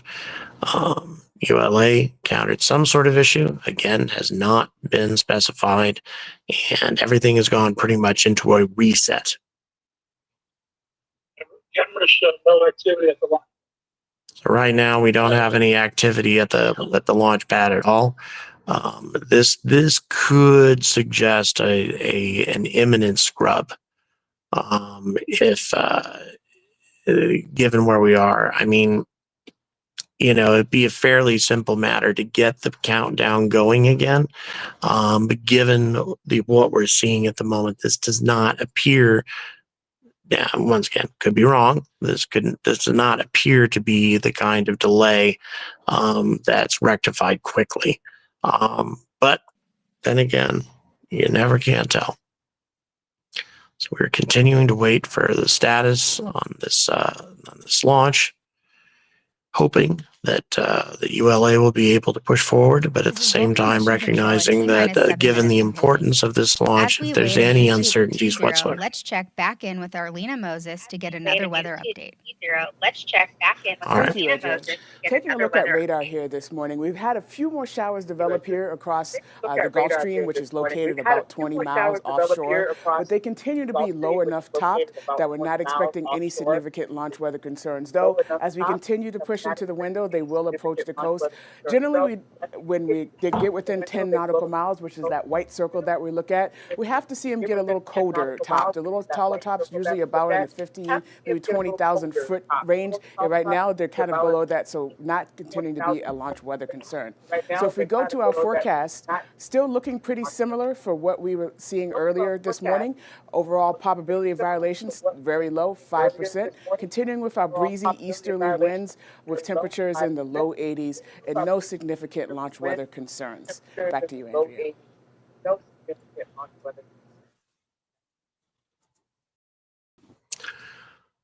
So our weather update looking very good. And that could change too. That's another reason why I think ULA wants to get this rocket off the ground today, though, if they can, because there's lots of weather developing in the Gulf. Nothing solid, nothing completely mature yet storm-wise, but it is very likely that that's going to be happening soon. And according to the current aircraft, I was watching the weather channel last night, the current atmospheric conditions would send a storm directly across the Florida Peninsula. And that would unquestionably screw up a launch. Producer, do we have an issue? Sorry, yeah, it's where you're not using earbuds. I'm going to assume there's an audio bleed over there. Yes. I mean, like, I'm going to assume you've left them at Florida. Haven't used them since then, so. I apologize, viewers. Yeah, we have a bit of an audio bleed over. I apologize here. My earbuds are not compatible with some of the equipment I've got here. I need to update some of it. Always equipment issues when I travel. Difficult to avoid because there's only so much that I can bring. We want to take the following 8 line items from a value of 31.1 to 32. These line items are 188, 191, 194, 197, 207, 210, 213, 216. All right, I copy line items 188, 191, 194, 197, 207, 210, 213, and 216. All those are currently set to a value of 31.1. A new value of 32 is the direction. Affirmative. RLM, LC? RLM, go. And did you copy the recommendation from the team? Yes, I did, and ready to implement. Roger, please put that in work and report when complete. Copy.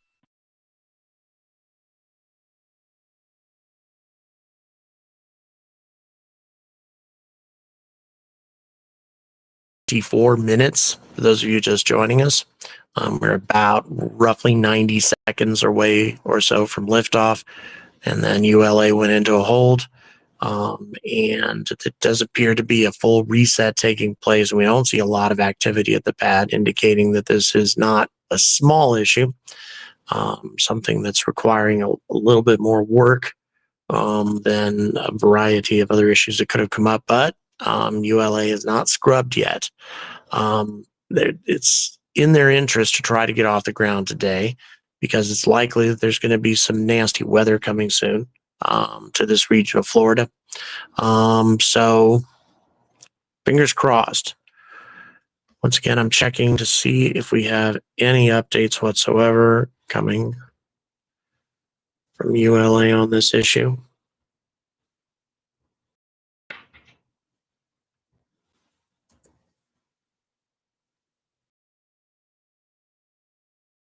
Oh, here we go. The engineering team is working through the details of the issue that caused the countdown to be automatically stopped just after Vulcan rocket switched to internal power. We have not yet established a new launch time target. That's an update as of 2 minutes ago. So they don't appear to be giving up yet. They do have quite a big launch window today. So we will see what happens. Again, This is launch of immense importance today. Sunrise over Slick 41. We continue to wait on a new T0. Reminder that our launch window today extends to 9 a.m. Eastern. The team continues to work on a new T0, which we will share with you when it becomes available.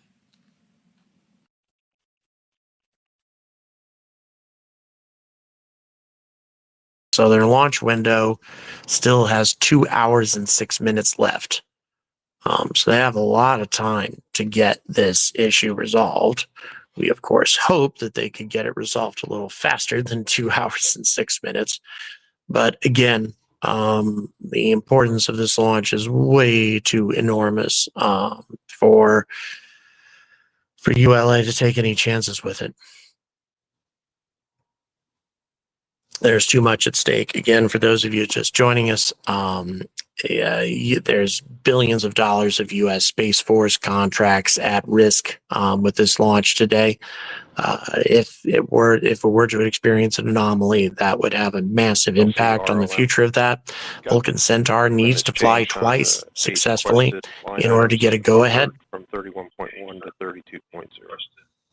Roger.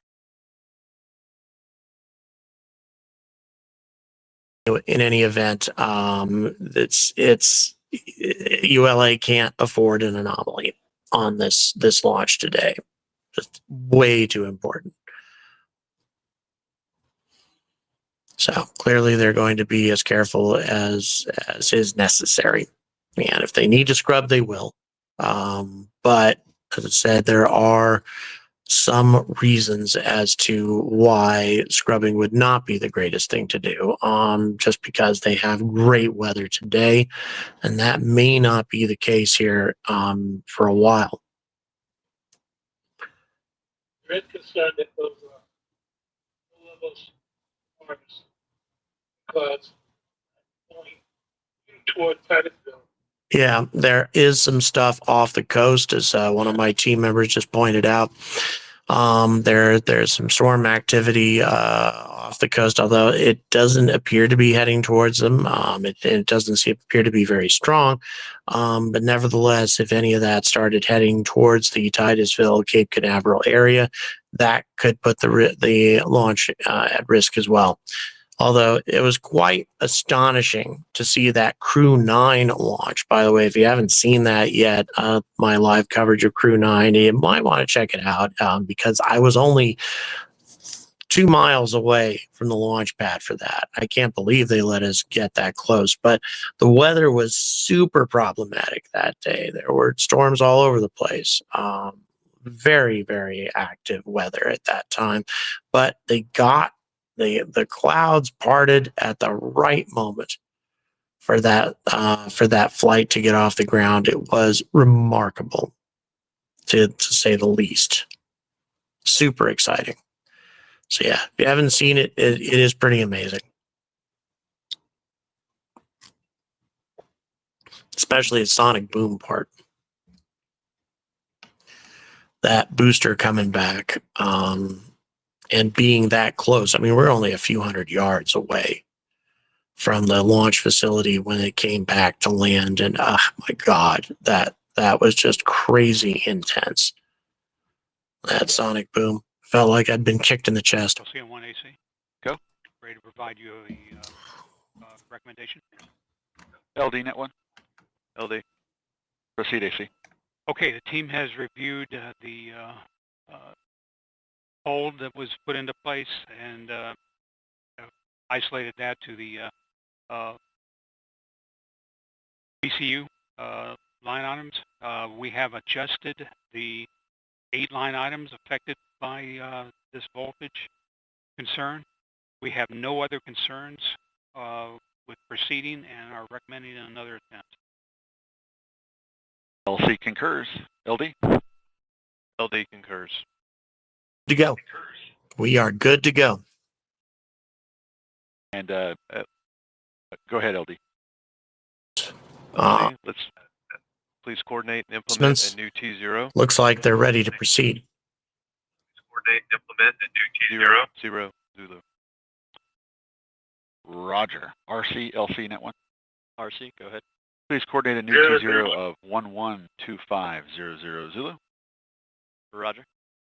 ALC, please set the countdown clock. 11 minutes, 25 seconds to liftoff. Everything proceeding well at this point, guys. 11, 25 seconds to liftoff.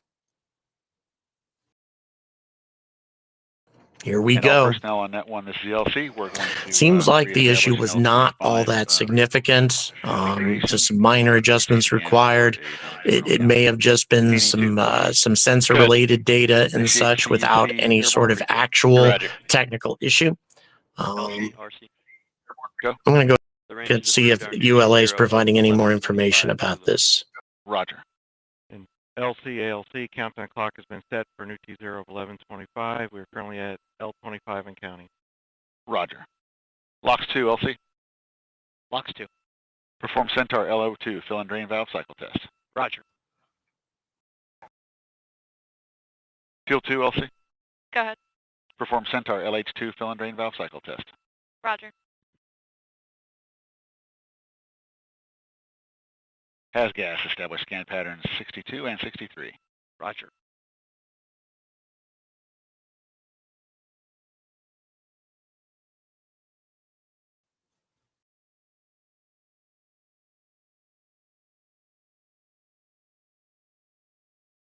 This is Vulcan Mission Control at T-minus 7 minutes and holding. As you just heard, a new T0 has been established at 7:25 a.m. Eastern.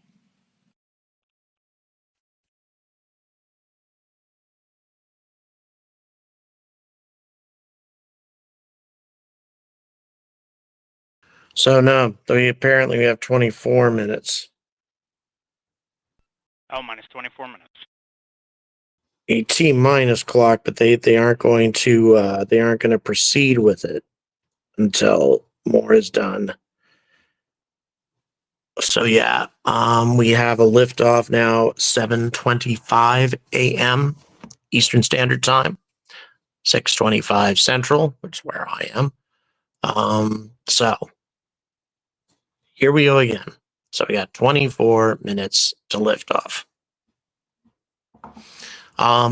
Producer, I'm going to go ahead and cut away again real quick. Get myself some hot coffee brewing, and I'll be back shortly, folks.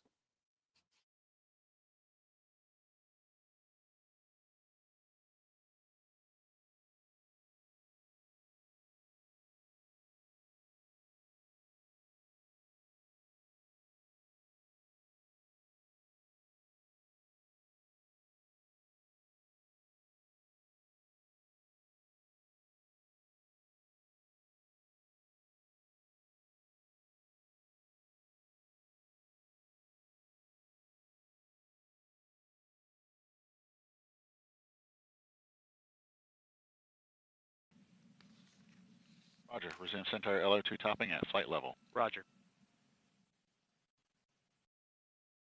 This is Vulcan Mission Control at T-minus 7 minutes and holding. ULA also launches Atlas rockets here in Cape Canaveral, Florida. Let's take a look around.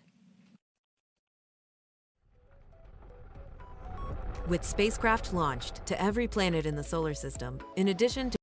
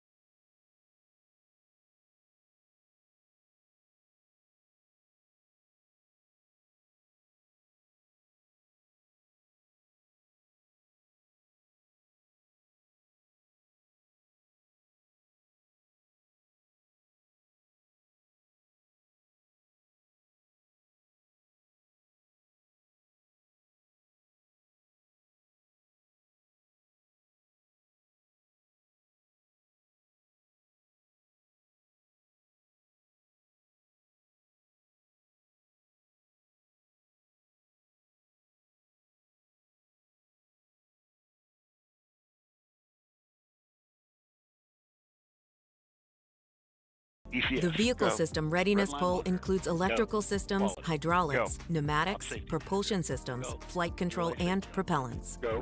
Vehicle system. If the rocket is ready for flight,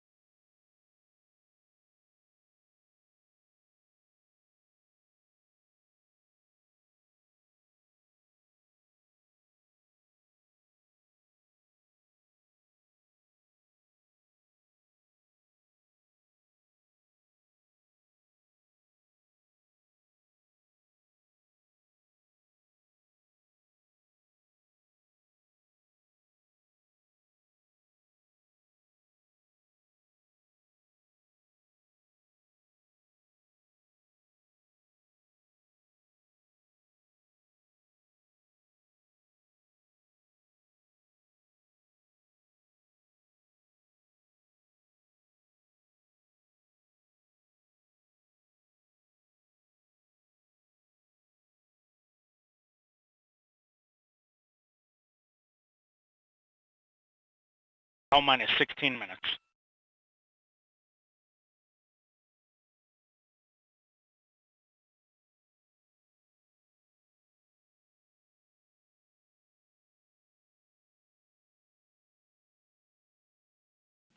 This is Vulcan Mission Control at T-minus 7 minutes and holding. As we move toward a target T0 7:25 a.m. Eastern for CERT 2, earlier this year we launched the inaugural flight of the Vulcan rocket. Let's take a look back on that spectacular flight.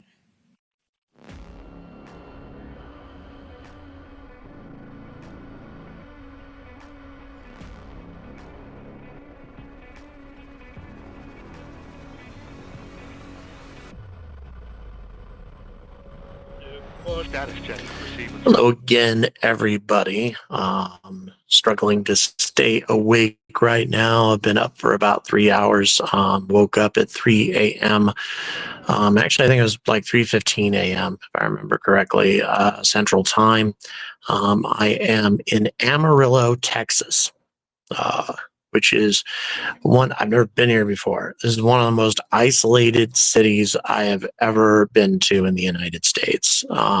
There is utterly nothing around this area. There are apparently a lot of cotton fields, I'm told. I came in the middle of the night, so I have no idea what this place looks like during the daytime. It's a sizable town. The manager at the front desk told me that this is a boring place, very, very boring place. I don't know. This is a nice hotel, though, especially for the price. It's definitely very nice indeed. I use Marriott Bonvoy whenever possible. They just fantastic between their rates and the points and everything. Just very cool.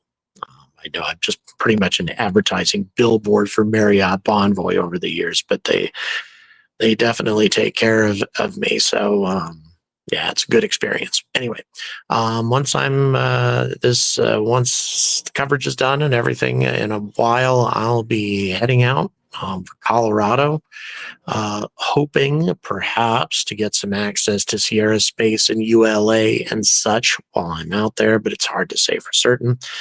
We just saw a recap, by the way, of the inaugural flight of Vulcan Centaur, that a flight that went flawlessly. Unfortunately, the payload didn't go flawlessly. My friends at Astrobotic, they had a failure on one valve. One valve can cripple a spaceship. So Peregrine never got anywhere near the moon, even though it did successfully fly out to TLI distance. It flew all the way out to where the moon would eventually be in its orbit, and it could have potentially gone to the moon, because they managed to restore enough functionality to the thrusters and what fuel they had left to at least maneuver it to where they could have done a flyby, or perhaps impacted the moon, perhaps orbited the moon. But unfortunately, NASA compelled them, from what I heard, compelled them to re-enter the atmosphere instead, and burn up the ship, which is a big bummer. Because given the Herculean effort that Astrobotic went through to actually get that ship to anything close to an operational status, there's a lot of other science that could have been done had Peregrine been allowed to try to get back to the moon. But if you're interested, I've got videos on that topic. So I'm not going to go into all the details as to what I heard was the reason. Right now, we are apparently sitting at approximately 12 minutes to liftoff, which means we're going to be proceeding with the countdown. We should be proceeding with the countdown here very soon.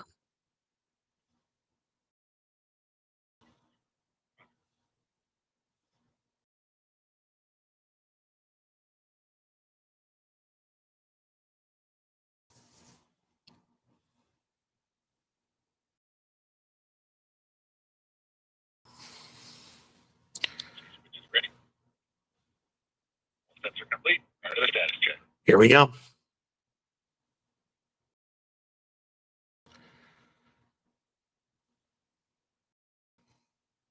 Minus 11 minutes. Here we go. For the third, no-go poll. So everything looking pretty good at the moment. If all goes according to plan, we are looking at liftoff in approximately 11 minutes, a little less than that now. We're still in a hold, though. I think we need to do a go, no-go poll real quick, another one. I've had their audio muted while I was just off station since you came back, so I'm just going to keep it that way for now. Just easier to manage with the background read over and stuff. So yeah, apparently we've got another go, no go poll coming up. Right. I'll put this on Let's just- screen now. Status check to proceed with terminal count, Vulcan systems, propulsion, Go. hydraulics, Go. pneumatics, Go. LNG, Go. LO2, Go. water, Go. Centaur systems, propulsion, Go. pneumatics, Go. LO2, Go. LH2, Go. HASGAS, Go. electrical systems, airborne, Go. ground, Go. facility, Go. RFFTS, Go. flight control, Go. CCQ, Go. op support, Go. comm, Go. umbilicals, Go. ECS, Go. redline monitor, Go. quality, Go. op safety manager, Go. ULA safety officer, Go. ecosystem engineer, Go.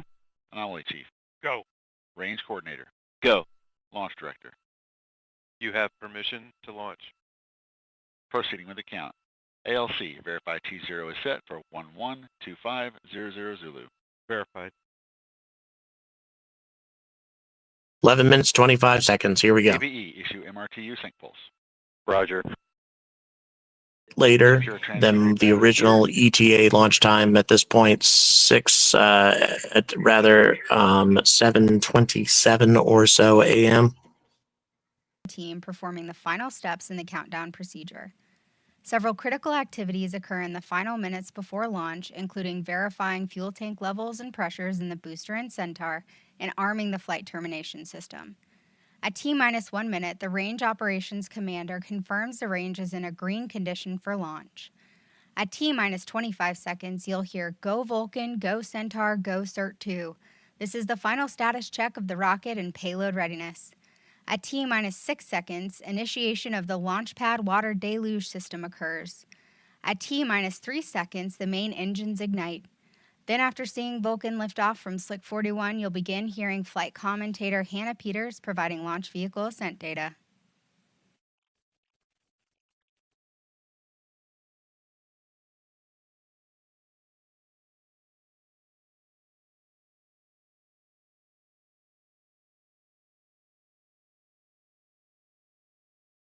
Thirty seconds to resume countdown.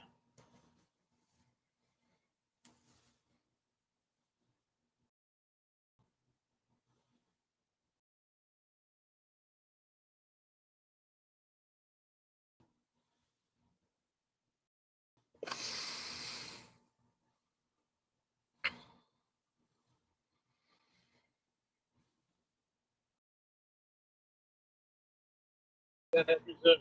On my mark, the time will be T-minus 7 minutes and counting. We're moving, guys. 3, 2, All you can see is that 7-minute Mark. hold time currently. 6:55. Ground pyros enabled.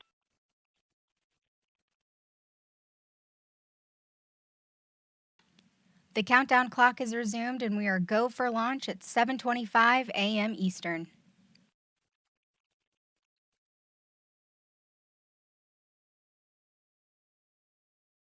Supax, $14 Canadian. Thank you so much. Really appreciate that. Like I say, it comes in, it makes such a huge contribution. Anything at all is so helpful right now when I'm traveling, when I'm going not only to one major event, but two.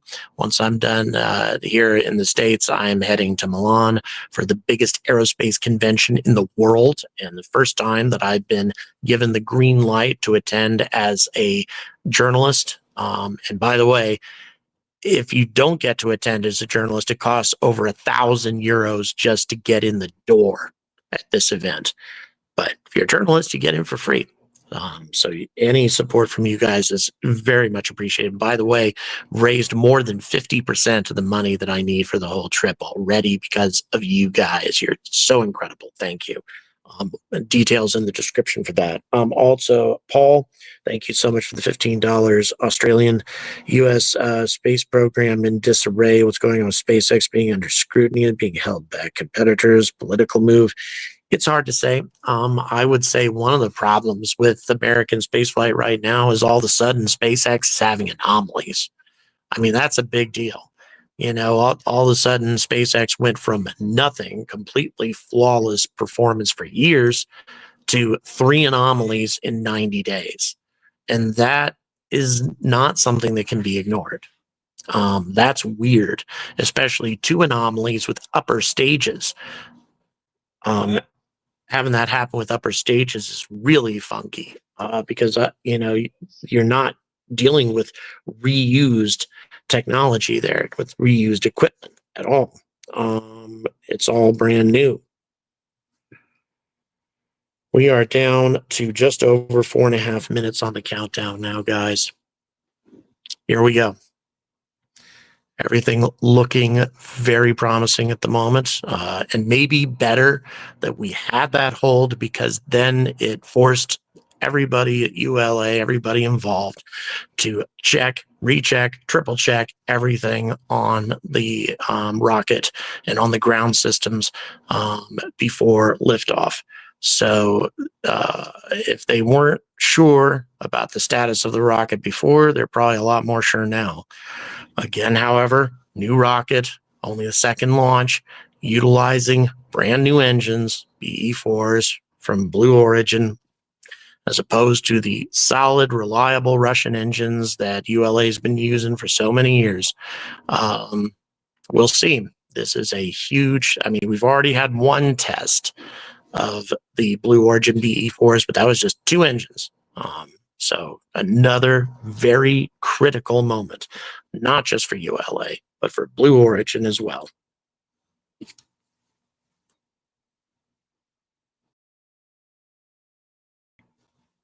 Just over 3.5 minutes to lift off. And the sun has obviously come up Cape Canaveral. Been covering this event for almost 3 hours now. Or I've been up for 3 hours. But it's well worth it. We've officially been streaming 1 hour and 47 minutes.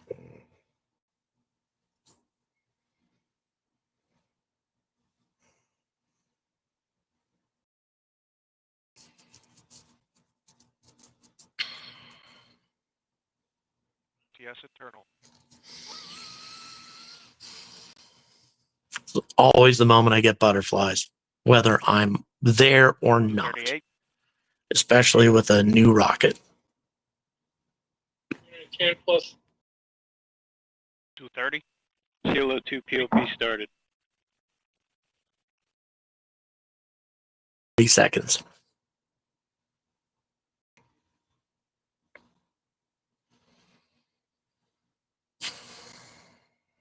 The previous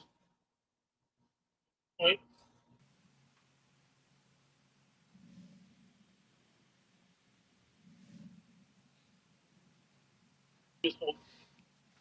T-minus 2 minutes. The launch 2 minutes vehicle, and ground counting. systems, and Eastern Range are go for launch. For those of you who are just joining us, I'm Andrew Linhoff, your host for today's live coverage of ULA's second Vulcan rocket launch. At this time, the team is not working any issues, and we're proceeding towards a liftoff time at 7:25 a.m. Eastern. 135. FTSR.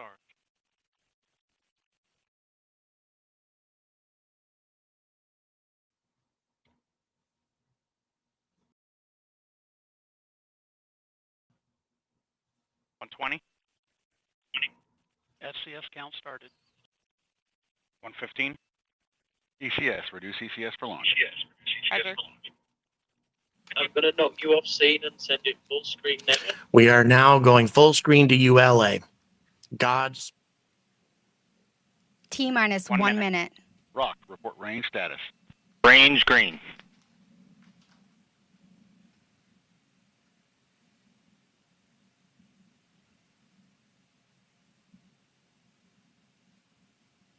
$45. Vulcan tanks at step 3.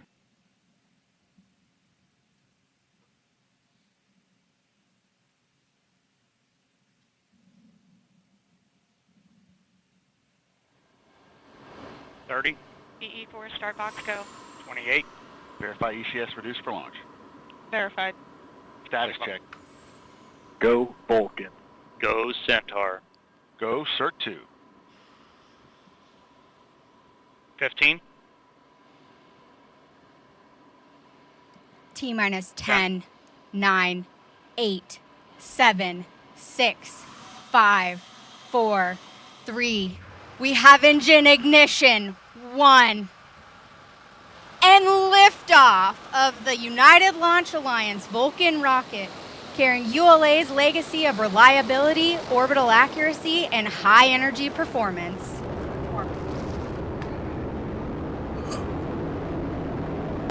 Oh my God, that's beautiful.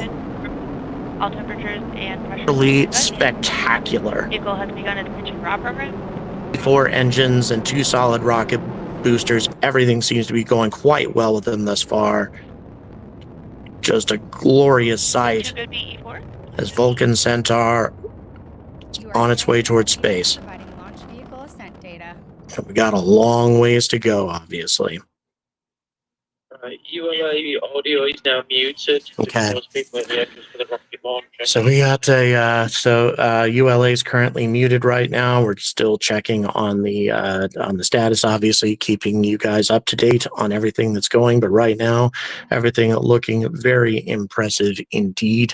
Vulcan Centaur rising very swiftly off the launch pad as a result of its solid rocket boosters, providing enormous amounts of instant thrust. Everything looking beautiful thus far. We're waiting. Checking on the status. The SRB separation coming up. So far, things looking good.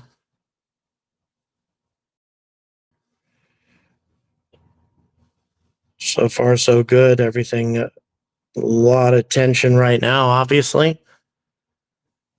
Got a long ways to go with this flight. So far, though, things are looking good. SRBs, waiting for the SRBs to separate. Both engines, both BE4s, seem to be burning well. There goes the SRBs. SRBs have done their job. Now Vulcan flying exclusively on the 2 BE4s.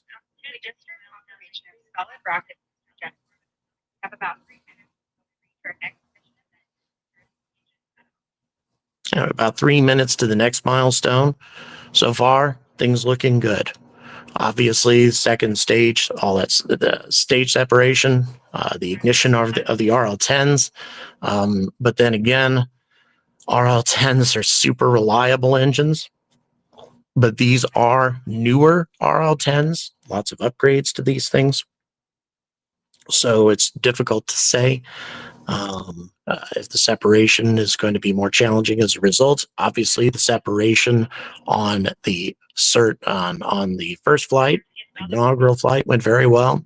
Nothing really went wrong with that flight at all. So we have every reason to believe that things are going to go just as smoothly with this flight, but still, everything looking quite good. I'm going to go ahead and check real quick, see if ULA is providing any more information on their current status. Traveling currently at 4,600 miles per hour. Okay, we have an update from 15 seconds ago. Vulcan Centaur remains on course, flying down the center of the range track to space. Main engines are firing as planned, generating approximately 4.4 meganewtons of thrust, more than 1 million pounds of thrust overall. 1 minute ago, there was a confirmation of the GEM 63 XL solid rocket boosters separated. Everything seemed to work out just fine there. Now 1/4 of its liftoff weight. And Vulcan is now passing the Kármán line. And now Vulcan is past the Kármán line. So far, so good. Stage separation and the proper functioning of the Centaur 5 upper stage is obviously a critical milestone here. But also, Centaur 5 is going to be going through a lot of paces during this launch. They're going to test a lot of things about Centaur 5 and its capabilities. Probably a number of engine relights and other maneuvers.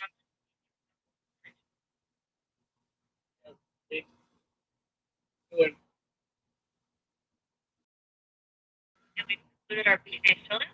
CPU has gone to open loop. All right, And so we have you feel the safe separation. Okay. Main engines will soon stop through throttling segments to maintain constant G acceleration limits in preparation for the conclusion of the first stage flight. That was an update as of 49 seconds ago. We have And we have Stage separation. Stage separation. The RL-10, the two RL-10 engines on Centaur 5 seem to be functioning just fine. and we've begun thermal positioning on the RTS. no, it's fine. So far, everything going smoothly. Vehicle is now 123 miles in altitude, 345 miles down range, and traveling at 10,000 miles per hour. So far, looking beautiful. So far, this is going exactly as ULA would want it to go, not just them. Sierra Space and the U.S. Space Force are no doubt both watching this launch very closely. And thus far, you can see just how big Centaur 5 is. Now that we have fairing separation and all that, Centaur 5 is a big upper stage, much bigger than the Centaur 3. It has double the fuel, We just heard flight commentator Hannah a Pierce. lot more thrust capability, double the thrust, more than double the thrust actually, because of the upgraded RL-10s.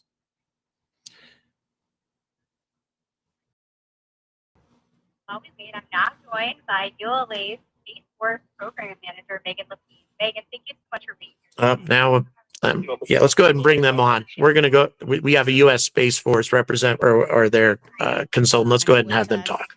This morning, but why don't you tell me What's going through your head right Sure. So I think it was a beautiful liftoff this morning. I think we're all really excited to see that. It's such a significant launch in terms of our certification and where we're going with Vulcan. So it was just a tremendous accomplishment from this team. Really proud to be part of the team that did this. Not just the ULA team, but also our Space Force partners, our suppliers across the country. So many people put in so much hard work, so much effort, so much dedication into this, and it's an amazing thing to see this morning. You never think about it, but there's so many different parts that go into a successful, even just getting off the pad. Absolutely, launch. Yeah. So why don't you tell us a little bit about the countdown?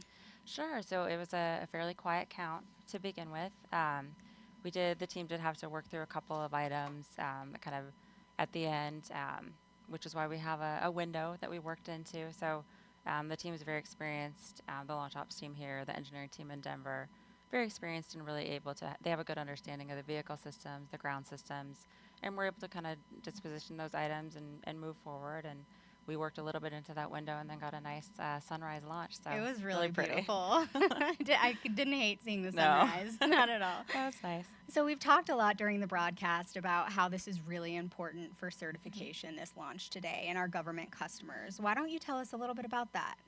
Sure. Actually, before the launch today, we had a chance to talk to our colleague, Greg Novi. He put together a little description of how we get new launch vehicles certified for national security space. So why don't we take a look at that, and then we'll talk some more. Great. Let's take a look. We're muting this part, unfortunately, because of copyrighted music, but I'll go ahead and bring an update. The dual RL-10 engines are burning to lift Vulcan Centaur the rest of the way to orbital velocity. The first burn by Centaur 5 will last 10.5 minutes to place the vehicle into an initial parking orbit around the Earth. Long burn. And again, this initial parking orbit is doubtful to be to the final parking orbit because they're going to be putting Centaur 5 through a lot of other procedures, maneuvers, etc., to demonstrate its capabilities. This is a much more ambitious upper stage than ULA has ever attempted to use before. Really, it's more advanced than most of the upper stages that are out there right now, capable of lots of secondary burns and deployment of payloads into multiple orbital trajectories in the same mission, which once again, given the size of Vulcan's fairing, it's very likely that it's going to be carrying multiple payloads for multiple customers, and so therefore you can deploy those payloads into different orbits. And then, of course, in addition, don't know if we're going to see that with this particular flight, but the longevity of the Centaur 5 upper stage is a big change from what the Centaur 3 was capable of operating for months, possibly. We don't know if they've put that particular package with that capability on this stage, but they might have in order to demonstrate it, in which case we could see this upper stage performing maneuvers weeks from now. Maybe not. They may not want to go that far with it, but who knows? They may be trying to demonstrate a lot of capabilities from Centaur 5, because this is a big change. Centaur 5 is the intention is for it to be a reusable upper stage that's used as a tug and in a variety of other different purposes in orbit, refueling depot. It'll serve a lot of different purposes in the future. And of course, you can't have that capability unless the systems on the upper stage remain active. So they're going to be demonstrating a lot of these capabilities. So yeah, very excited about all of that. Really appreciate you guys staying with me right now through all of this. Go and check the chat real quick. Over 300 people watching right now. Super excited. That's neat.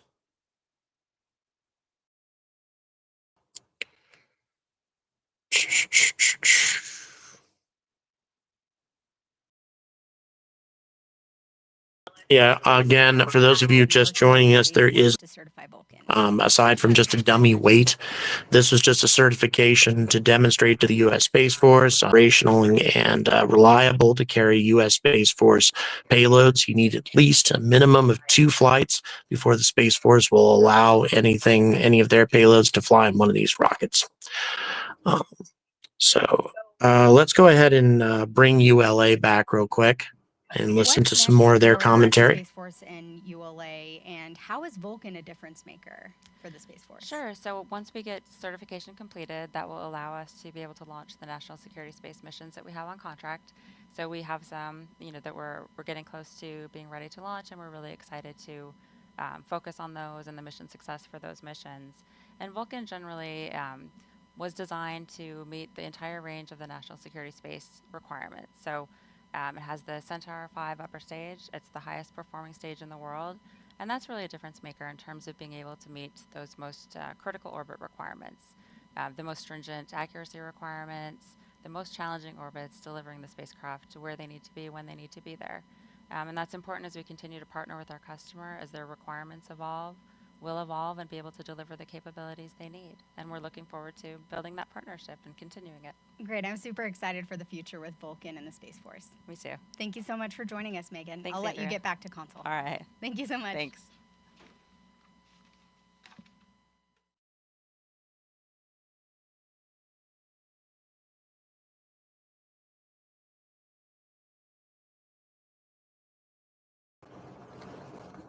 Your audio's back on. ULA now muted. All right, real quick, just a couple other pieces of information from ULA. Powering the Centaur 5 upper stage in today's launch are the 528th and 529th production engines from the RL-10 family, utilizing a new version of the RL-10, the RL-10C11A engines that have an improved capability because they have 2 of these engines and they are upgraded. The Centaur 5 has more than double the thrust of the old Atlas Centaur 3. Let's see what else. Also, Centaur 5 is continuing to fire its first burn, consuming liquid hydrogen, liquid oxygen propellants. Telemetry, the last update we got looks very good. So right now, we are coming up on, let's see how many minutes we have left before the end of this burn. Only about 2.5 minutes left on these RL-10 on this RL-10 burn. By the way, though, that's not it for these RL-10s. Most probably they'll be firing them up again to perform additional maneuvers with Centaur 5 to demonstrate its capabilities. This is a much more advanced second stage than Centaur 3 was, and ULA, I think, wants to demonstrate a lot of that today. I will not be covering all of those details because they could be doing those maneuvers for hours, but I will definitely give you guys an update on everything that's happening with that. Assuming that once we come to the end of this burn and Vulcan Centaur achieving its parking orbit, at that point we'll be discontinuing coverage here. But I will be following everything going on with this flight, and we'll give you and I'll make sure to update all of you once we have more information on what's going on with additional Centaur 5s.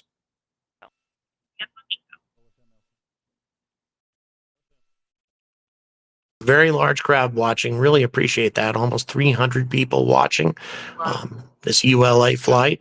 Very cool. Because, I mean, it's 7:40 in the morning Eastern Standard Time. Quite early for a lot of you.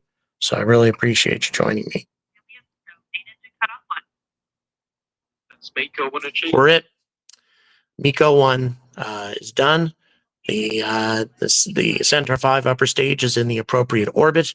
Everything on this, up to this point anyway, in the mission has gone as spectacularly as ULA would have hoped. ULA continues to live up to their reputation of near flawless performance. The last time they had a really significant anomaly that ended with the loss of the payload was way back in the 1990s. So it's in. This isn't over yet. They still have some other things to do with Centaur 5, but still, were there a military payload on board with this particular flight, chances are it would have been deployed by now without any significant difficulties. It would have been the appropriate trajectory. So beautiful, beautiful initial flight from Vulcan Centaur. Spectacular performance from this brand new rocket.